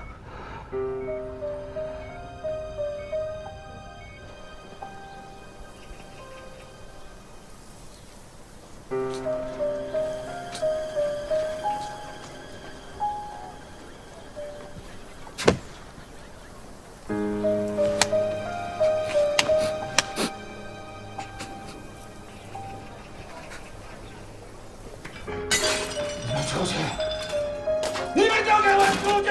吴班长，先冷静点，不要激动啊！俺不信，俺不信！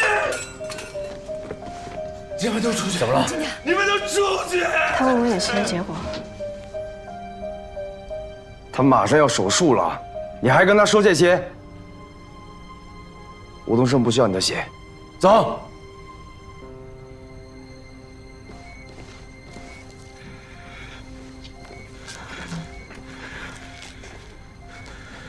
顾医生，马上就要手术了，您快劝劝他吧。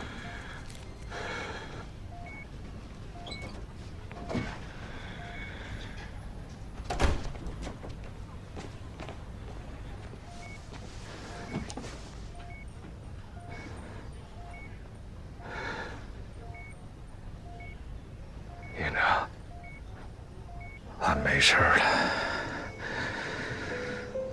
俺就是想跟俺这金右脚告个别。当兵15年了，部队每次演习，差不多都是俺带兵冲锋。这次就当俺最后一次大冲锋吧。营长，来吧，俺准备好了。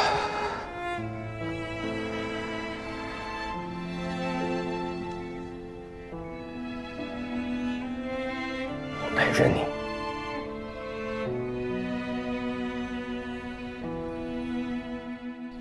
这样重情重义的部队，是我们的福气啊！做法虽不值得提倡，但情怀理当培植。政委，重情重义，一直以来都是我们营的优良传统。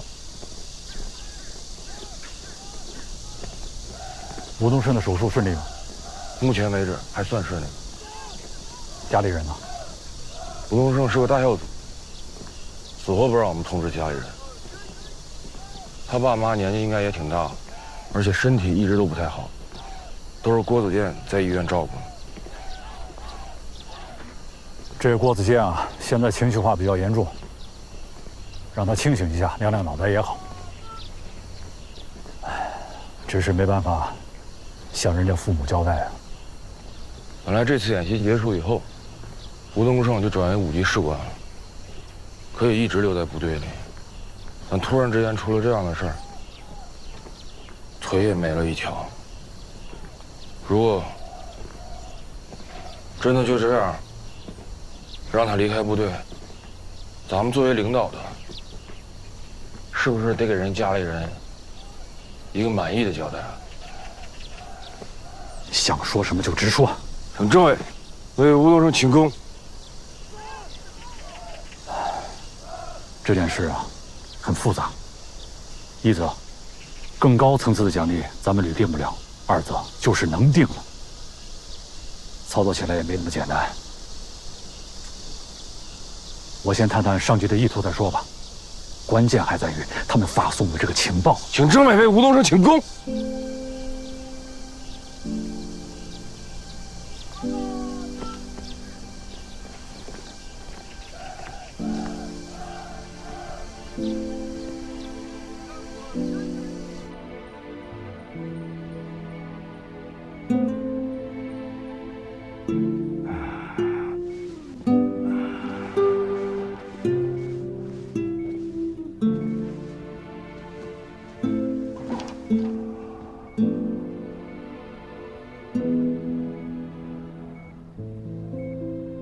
疼吧？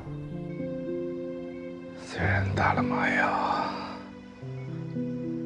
但是手术的时候，俺感觉很清醒。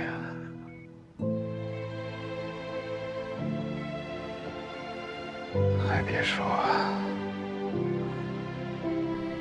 咱们当侦察兵的，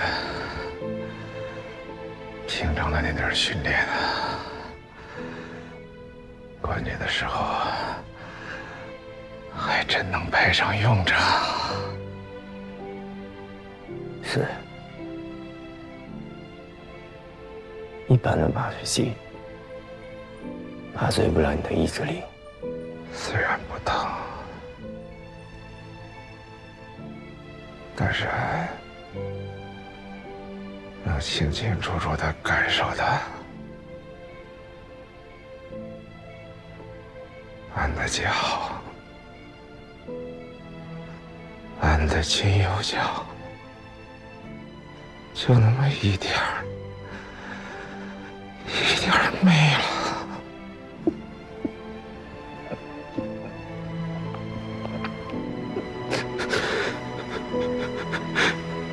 就是不太习惯。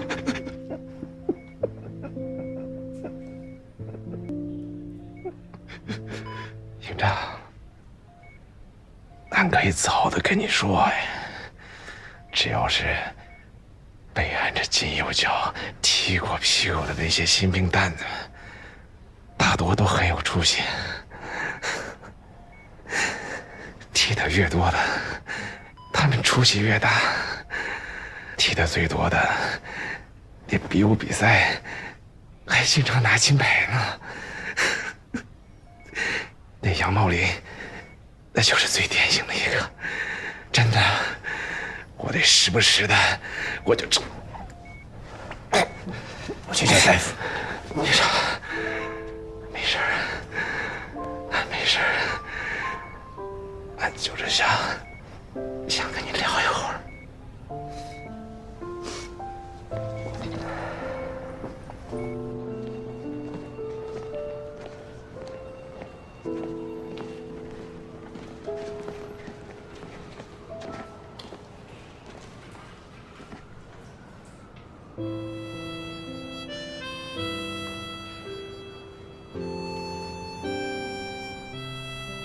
营长，对不起你，还没有完成任务，对你的承诺。该说对不起的是我。整个任务，你从头到尾都是在执行我个人的命令。不，营长，你是军事主管，俺执行的都是营首长的作战指令，从来都不是什么您个人的招呼。更何况，俺吴东升当兵这么多年，这次任务是最畅快的一次，也是最想打仗的一次，真的过瘾。营长，俺吴东升这回也算对得起兵王这个称号了。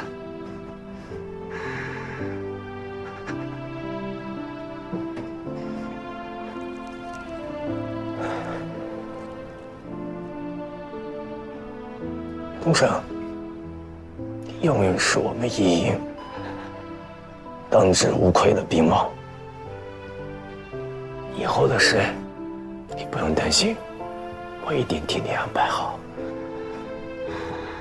不会让你委屈。营长，俺其实知道，像俺这种情况，想申请个立功什么的很难。你也别怪梁参谋，他能在那个时候告诉俺实情，俺真的挺感激他的。做手术的时候，俺想了很多。离开部队以后，俺准备开个维修店，修车、修家电，修什么都行。我对不起你，你没有对不起俺。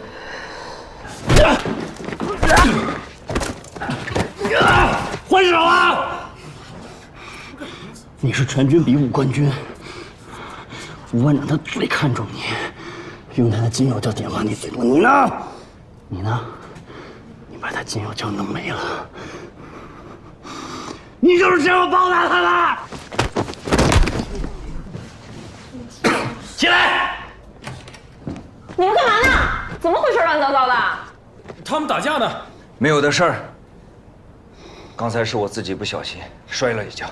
这里是医院，受点影响。我出去看看。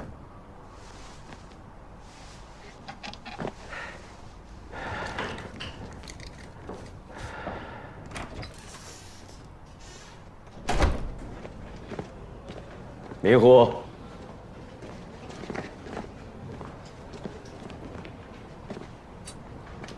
你要干什么？郭营长，求求你，让我见见吴班长。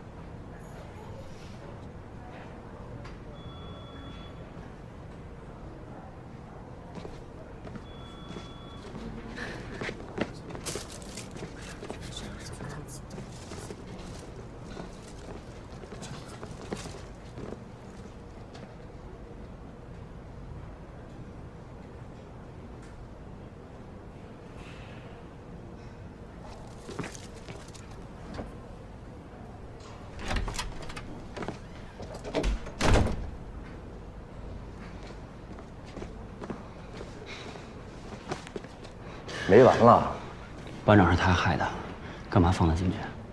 打他一顿能解决问题吗？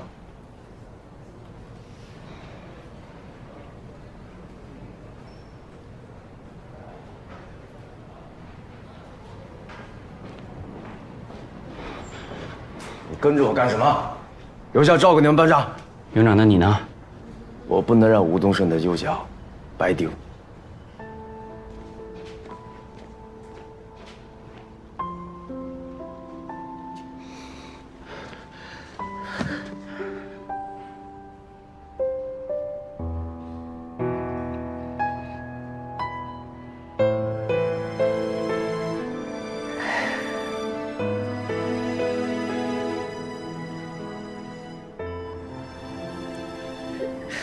快别哭了，你要是再哭，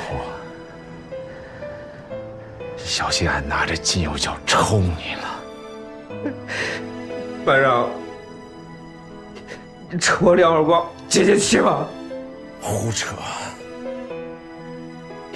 看着你进步，俺是比谁都高兴，也不按俺金右脚疼你这一场。班长，以后你去哪儿，我就去哪儿。我给你当腿。你这不是胡说吗？你要是真觉得对不住俺，你就答应俺一件事儿。班长，您说。你听好了。俺要你还一营一个兵王。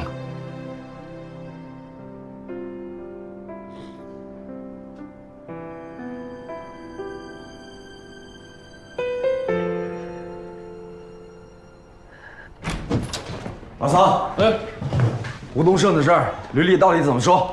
吕领导也挺为难的，人家正开党委会研究呢，我把吴东为难什么呀？郭子健！郭子健！郭子健！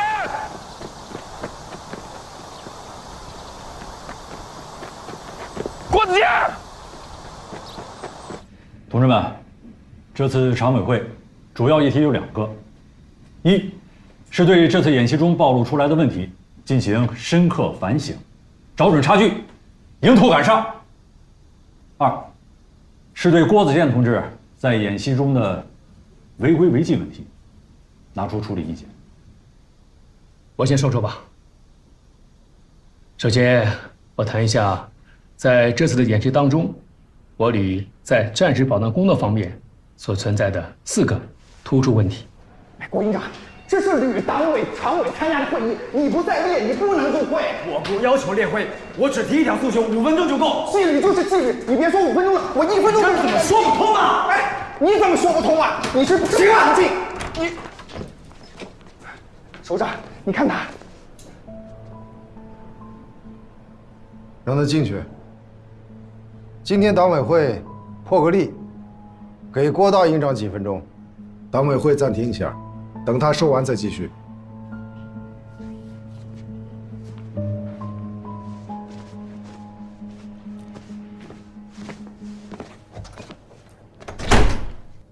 各位首长，我知道干扰党委会议，后果很严重，怎么处理我都行。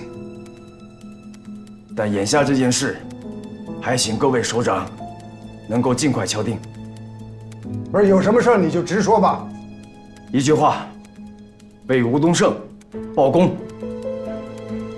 啊，给吴东胜报功的问题啊，一营党委书记桑海田同志已经找我汇报过，我们将根据有关的规定和政策统筹考虑。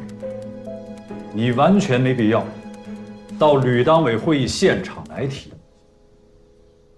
吴东胜受伤致残，追究起来，从头到尾严重违反演习纪律，私自用兵，造成的责任事故，你作为营长，难辞其咎。关于你的处理意见，我们正在讨论，你却跑来给他邀功请赏，你脑子怎么想的？索副旅长，我的问题该怎么处理就怎么处理，但请求您看在一位老兵搏命沙场的份上，为他报请军功。搏命沙场，你说的好听，我再重申一遍，这件事情自始至终都是一起严重的责任事故。你用这些好听的词汇装潢修饰，能改变事件的性质吗？李刚是，看不可见。就算认定是责任事故，那也是我的责任，不是他的责任。他只是服从命令。在整个执行任务过程中，吴东胜表现的是英勇无畏的牺牲精神。再说了，郭子健同志，今天的党委会议很重要，你先出去。关于这件事，等会议结束以后再说。政委，我就是知道今天是党委会议，我才来的。等会议结束了，吴东胜这件事儿就没希望了。求求各位领导了。吴子健，还有个营长的样子吗？出去！只要能为吴东胜请功，即便把我这个营长给撸了，即便让我转业，我都没意见。你以为部队是什么地方？立功受奖，能等价交换吗？请求各位领导，就算是发扬人道主义精神，请为吴东胜报功。照你这么说，今天不给他报功，我们就不人道吗？我告诉你，吴东胜不可能报功，连嘉奖也没有，连自己的兵都保护不了，我这个营长有什么用？我不干了。不干！我的天哪！你吓唬谁？我是壮大了。告诉你，今天党委开会就是研究关于你的处理意见。你就是想干，也不一定有机会了。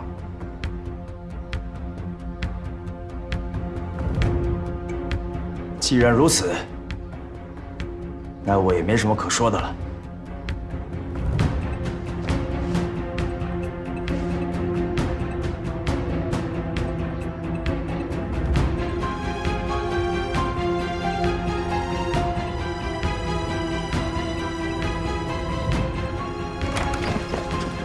各位首长，对不起。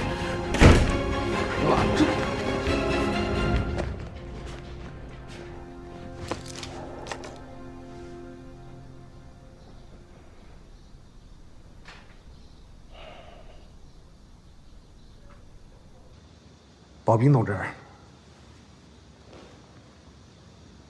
你是政委、党委书记，你决定吧。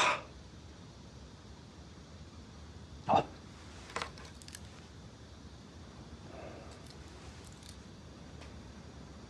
既然郭子健啊是今天绕不过去的话题，那好，我们就趁热打铁，专题研究对他的处理意见。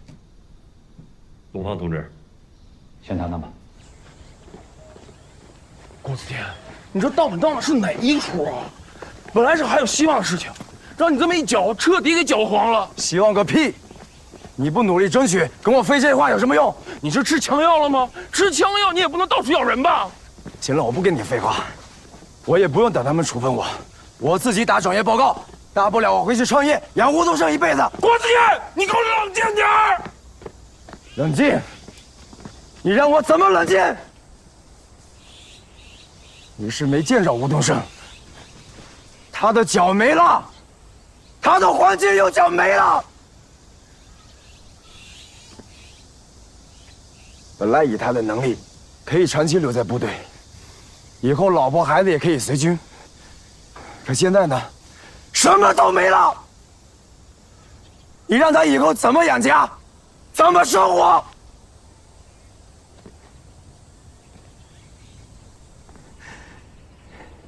一辈子很长的，你知道吗？很长的。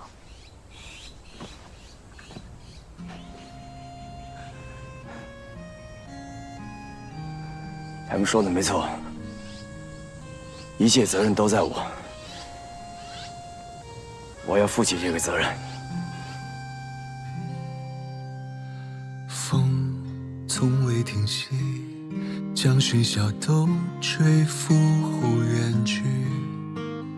你站在原地，看着角落沉默的自己，又再次想起冷与暖曾交织的旧里，远方和故乡，繁华与孤寂都不会容易。这渐渐远离，将梦想都放进了心里。你一步一趋，想着此刻心中的天地，又再次想起被雨洗仍举杯的知己，远方和故乡，繁华与孤寂都一览无余。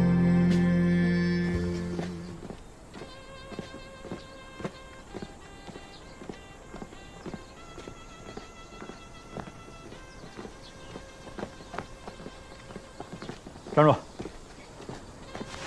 政委，干什么去？还没闹够吗？这是我的转业报告。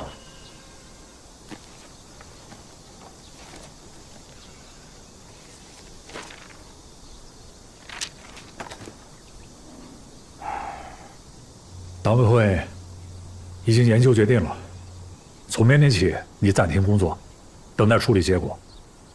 我建议你休个假，好好想想。这个我先收着。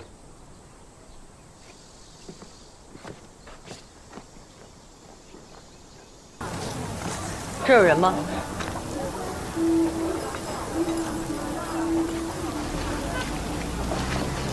老板，来碗面。哎，好嘞。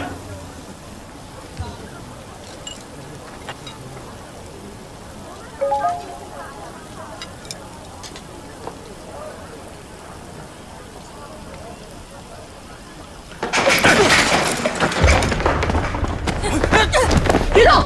我是警察！救命啊！他们是假警察！他们是假警察！救命啊！救命啊！警察办案，大家不要恐慌。怎么回事？我们是刑警支队的。我们是海通市公安局的，跟你们韩队之前联系过，这次是来执行跨域追逃任务。原来是自己，欢迎欢迎。那我们先回刑警队吧。大强，老人，带走。是。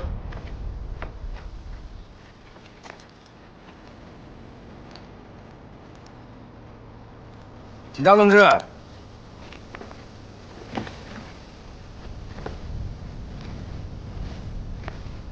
你的证件再给我开。好。拉下，把他们都给我放了，不然我就杀了他！我退后，快一点，给我退后！我让你退后！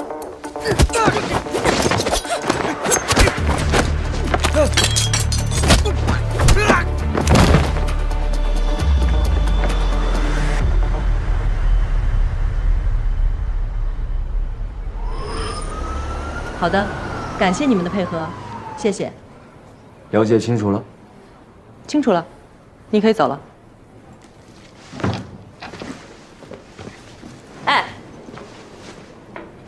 你是怎么知道我当过特种兵的？看你对付第一个人的身法就知道了。听说你要转业，要不要去海通？我们刑警队非常欢迎你这样的人才加入。去给你打下手吗？如果你愿意的话，我这个队长让给你。听着好像还不错。你好好考虑一下，如果你没有女朋友的话，我也可以帮忙，让你在海通成家立业。怎么，为报答救命之恩，要以身相许吗？也不是不可以。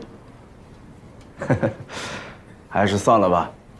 一个抓诈骗犯，还能被骗子给蒙的女队长，我可 hold 不住。你说的对，我的问题。再见。你就说你们这一老一小的，啊，这老的吧像个小孩儿，这小的吧他总也长不大。你们俩一见面就玩着对眼的把戏，一玩了10几年了。你别打岔，外婆，我快赢了啊！想得美！你看，他快输了，他要眨眼了。哎，吃饭！哎，郭营长，不带耍赖的啊！哎，对了，你回来休假的事儿跟你爸爸说了没有啊？那有什么可说的呀？不是我说你也想见，啊？你说你跟你爸较劲，这都较了多少年了？我就不明白了，这父子间有什么隔夜仇啊？外婆，咱说点别的行不？行，说点别的。外公，我这次回来有件事想请您帮忙。我就说不对嘛，闯什么祸了？不是，我有个战友，演习中呢出了意外，截肢了。我打听了，我们省立医院不是可以安装那个智能的义肢吗？装上之后跟正常人一样，啥也不耽误。您能不能帮忙给问问？这事儿还用问你外公啊？你齐阿姨不就在省立医院的那康复科上班吗？这事儿你找她准成。我可不想求他们家人啊。什么他们家我们家的？你齐阿姨啊，嫁给你爸爸了，就是自己家里人了。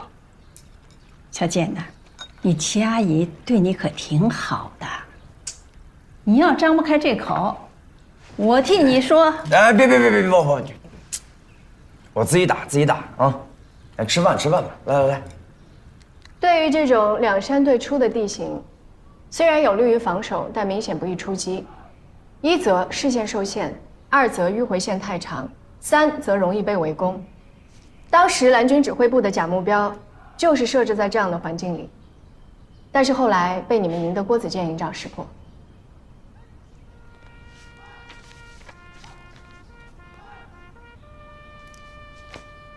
今天上午的复盘讲解就先进行到这儿，下午我们会再根据你们营的一德一失两个战例进行针对性的讨论。散会。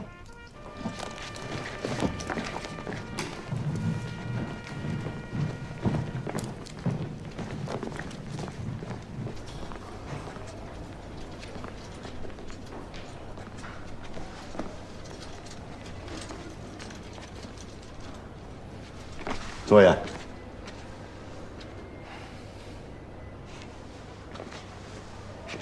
小山告诉你的吧？回来了为什么不回家住？你外公外婆那么大年纪了，不要总去打扰他。对我来说，那儿才是我的家。这次回来能待多久？谁知道呢？可能就不走了。你能不能跟我好好说话？你是个军人，啊，这什么样子？您要是专门来数落我的，我就不陪你了。站住！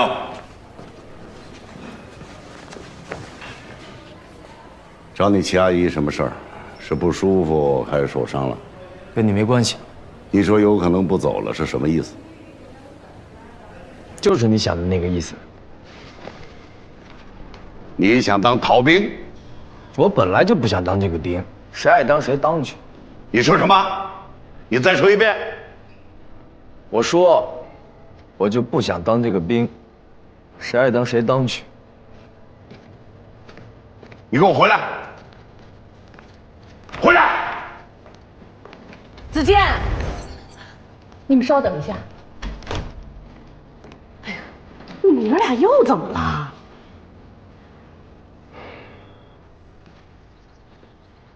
吴东胜受伤致残，你作为营长，难辞其咎。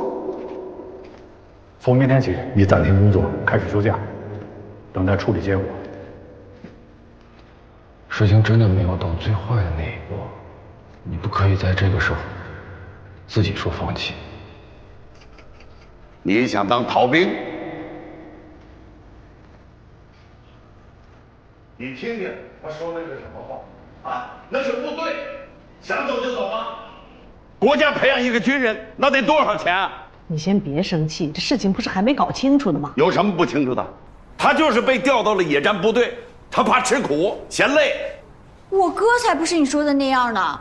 当初你私下改他的志愿，让他上了军校。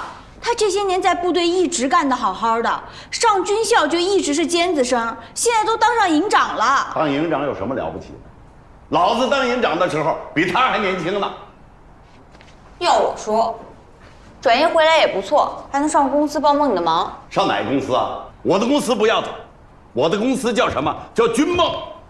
我们军梦是有国防合作资质的大企业，我们会要这种逃兵吗？我告诉你，他要敢当逃兵，我就打断他的腿。打脱他！你先别那么武断，我总觉得这件事另有原因的。子健这孩子从小做事就有一股子韧劲儿，这些年在部队干得也不错啊。对，突然要转业了，会不会是遇到什么事儿了？你不用替他解释，我今天把话放到这儿。他要是当逃兵，我就跟他断绝父子关系，我就当没有这个儿子。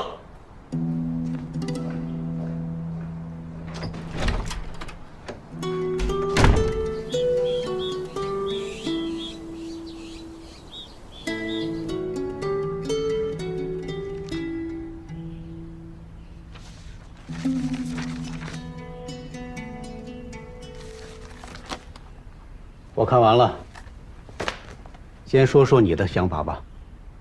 我认为不应该让郭子健同志离开部队，这对部队来说是一种损失。哦，对他的评价这么高啊？高吗？应该算是客观吧。据我所知，他给你挖了不少坑，怎么不记仇啊？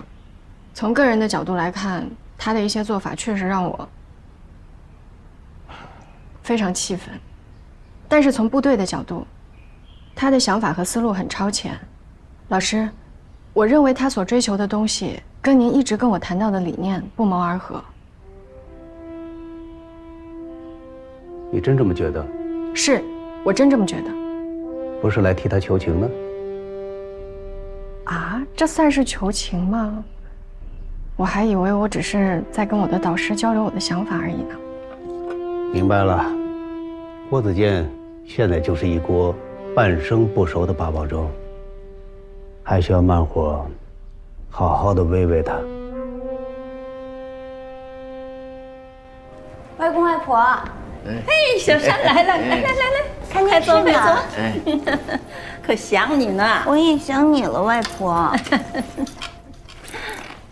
我哥呢？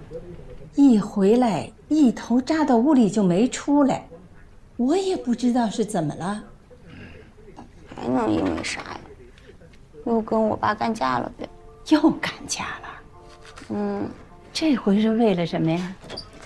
小山，到，进来。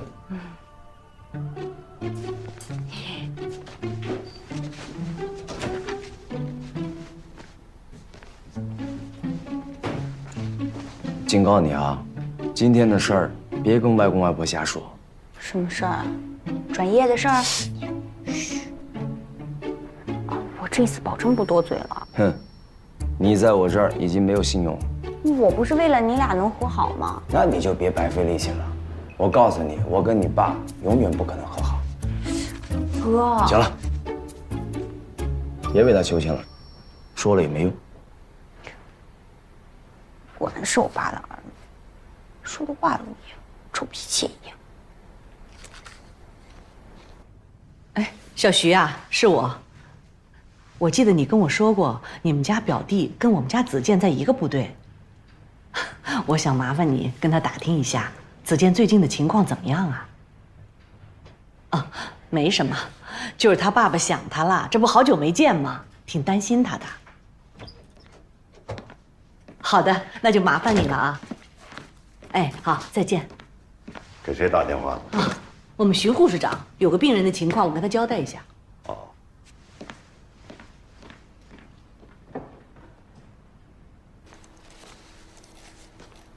你不都要转业了吗？还看这个干嘛呀？习惯了。我看书上说，养成一个习惯需要21天。你要是不喜欢当兵的话，回来不用1个月，你就可以完全适应一个新的状态了。离开部队可不是戒掉一个习惯那么简单，说了你也不懂。哥，我觉得你挺喜欢部队的。其实我一个人创业也可以，你没有必要为了我。那你还真想多了。那你为什么要转业啊？上次打电话你不还说你要出差？出差不顺利，输了。你懂什么呀？我怎么不懂了？咱们家做军品生意的，出差什么意思我能不知道？不过输了就输了嘛，人生总不能一直都赢啊，对不对？可有些人输进去的是一辈子。谁啊？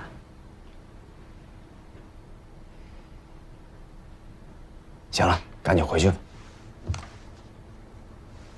哦，对了，你还没说找我妈啥事儿呢。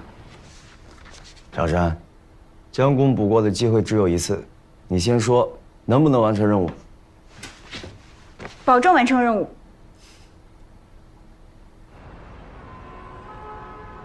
你哥让我帮他战友问一枝的事儿。对呀。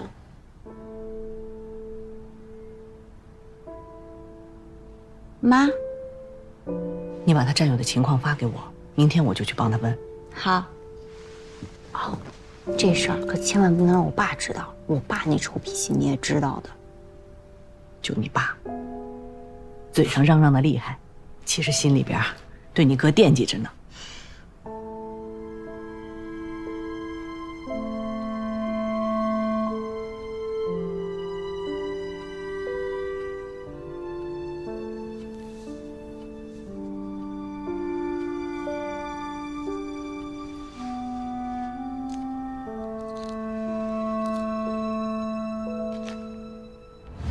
爸爸，我以后也能当一名军人吗？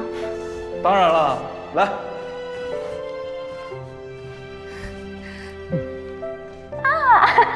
开心吧？一会儿呢，我们就看镜头啊。我们子健呀，真帅，以后啊，肯定是比爸爸更厉害的军人。来看这里啊，来3、2、1。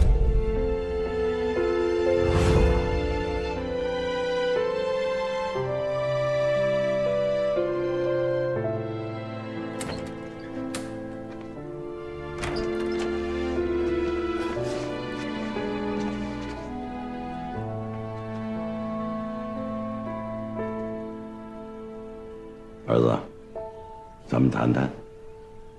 我跟你没什么可谈的。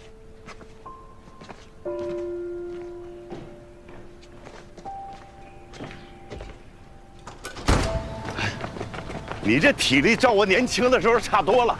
我跟你说，在部队是我没好好练呀，净混来着，啊！你给我站住，站住！哎呀，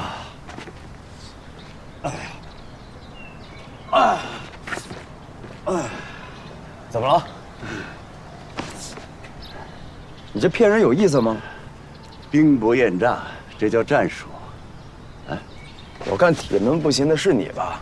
当老总天天大鱼大肉的，早把部队训练忘了吧？你少跟我说这些没用的，你跟我说明白，你就那么想离开部队吗？这么多年的军旅生涯，你一点不留恋吗？啊？当兵有什么不好啊？咱们家你外公，我还有你，一家3代军人，当年要不是为了响应军队的号召，给有文化的年轻人腾地方，你就是打死我，我也不会离开部队的。你倒好，现在部队条件多好啊，你却要离开部队，你坏了咱们家的传统，你破坏了军人的军魂。你妈妈要是活着，不会同意你这样做的。你别给我提我妈，你有什么资格？你关心过她吗？关心过我吗？提传统军魂，你不配！你给我站住！你给我站！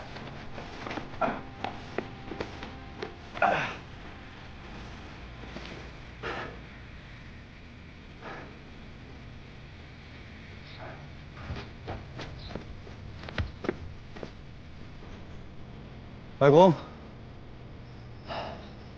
回家吧，外婆等着吃早饭呢。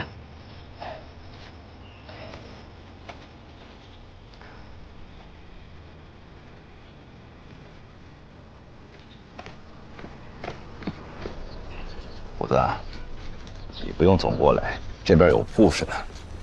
没事，班长，稍后不忙就过来多陪陪你呗。哎，听说最近在复盘演习的经验教训，都说啥了？给俺也讲讲。都挺好的。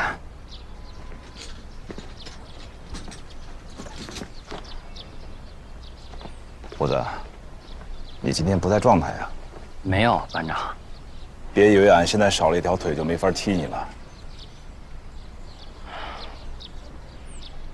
李一虎，到。是不是营长出什么事儿了？班长，营长他已经走了。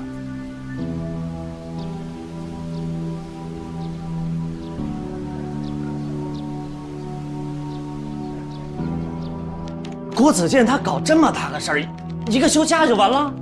那休完假以后呢？这算哪门子结论呢？关于他的处理意见，目前党委有分歧。这还有什么好分歧的？这大闹党委会的事儿他都干得出来，他以为他谁呀？孙悟空吗？现在这个事儿在集团军和战区陆军机关上上下下都传开了。要么你来替党委做决定？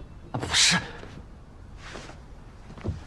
您提拔的事儿眼看就在节骨眼儿，这是两码事儿。报告，进来。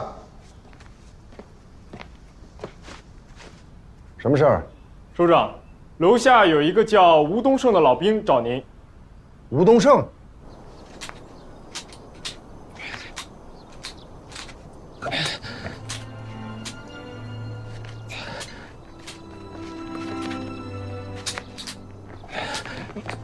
吴东胜，你怎么回来了？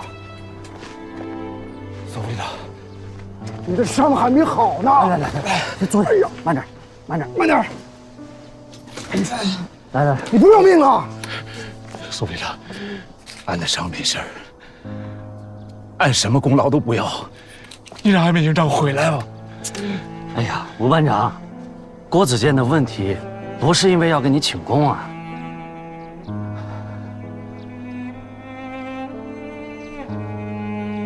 宋副队长，俺今天这次来呢，就是想告诉你，俺的伤跟营长没关系。那当初是俺自己主动要求去黄石岭侦察的。吴班长，我们都知道你舍不得你们营长，但是也不能为了替他开脱就说瞎话呀。俺没说瞎话。别着急，别着急，慢慢说啊。俺说的都是真的，不信你去问问林一火，问问侦察班的同志们。在营长下达命令之前，俺已经做好准备，去向他请战了。所以，要处分，就处分俺吧。可他是一营的指挥员，不但违反了纪律，在演习中造成了重大失误，还造成了这么严重的责任事故，这些都是他必须要承担的责任啊！郭营长不是想故意的违抗命令，他只是想认真的打赢这场仗。俺知道，俺只是个班长，没权利在你们面前为他求情。但是说句心里话，郭营长来一营之前，一营是个什么样子？现在好不容易，大家伙有了士气了，想好好训练，想好好打仗了，咱们不能就这么轻易的让他散了。小吴啊，你的心情我理解啊。关于他的问题，党委正在开会研究。我向你保证，我会把你的意见传达给领导班子的每一个成员，好吧？但是呢，咱们部队有部队的纪律，有它的规定，具体怎么处理，也不是我一个人说了算的。至于你个人的问题，你放心吧。小吴，我们不会不管的。记住了，当务之急，把伤给我养好。听到没有？宋排长，您说的俺都明白。俺的事儿是真的不用麻烦部队。宋排长，俺今天来没别的意思。就是作为一名老兵，想恳求吕首长的，为咱们一营，为咱们部队留下一位好营长。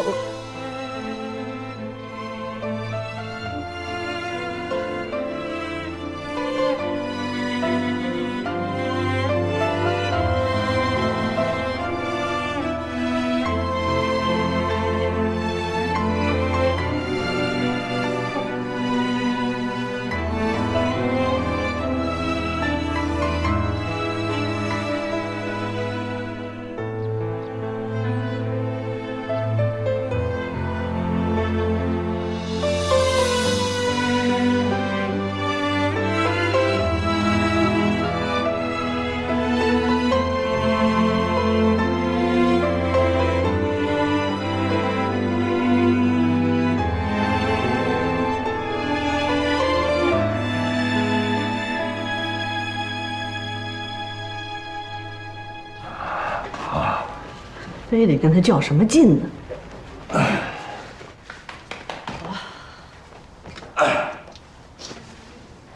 好多了，好多了。谢主任，您说的那位病患的情况我们研究过了。哎，陈总也在呢，那正好。君梦集团不是自主研发了一款智能义肢吗？我觉得正好适合他的情况。让我看看。吴东胜，这是子健的战友，子健这次回来就是为了他，他故意跟你说什么转业，就是为了跟你赌气。你有什么话不能跟他好好说呢？就跟炮仗一样，一点就着。不是我一点就着，他跟你们都能好好说话，就跟我不行，啊，鼻子不是鼻子，脸不是脸的。他不是需要义肢吗？让他来找我谈。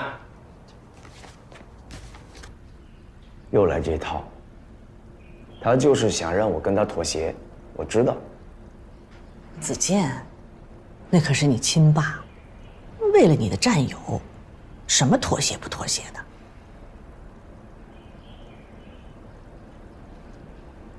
行，那我就去跟他聊聊。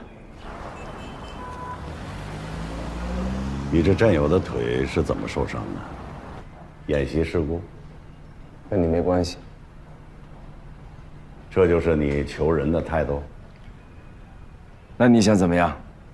我可以把你这战友加入实验的名单里，但是你要答应我一个条件。可以，什么条件都行，拿我的腿换都可以。我要你腿干什么？做火腿啊？啊？明天我要请老战友聚餐，你负责替我安排一下。就这？就这。明天上午9点准时到我这儿来报道。好。等一下。中午了，一起吃个饭吧。不吃了。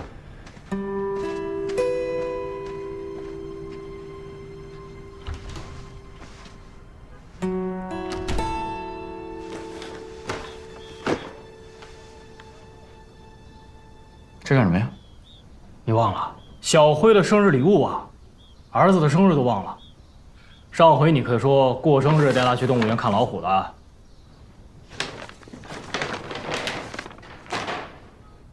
我有说过吗？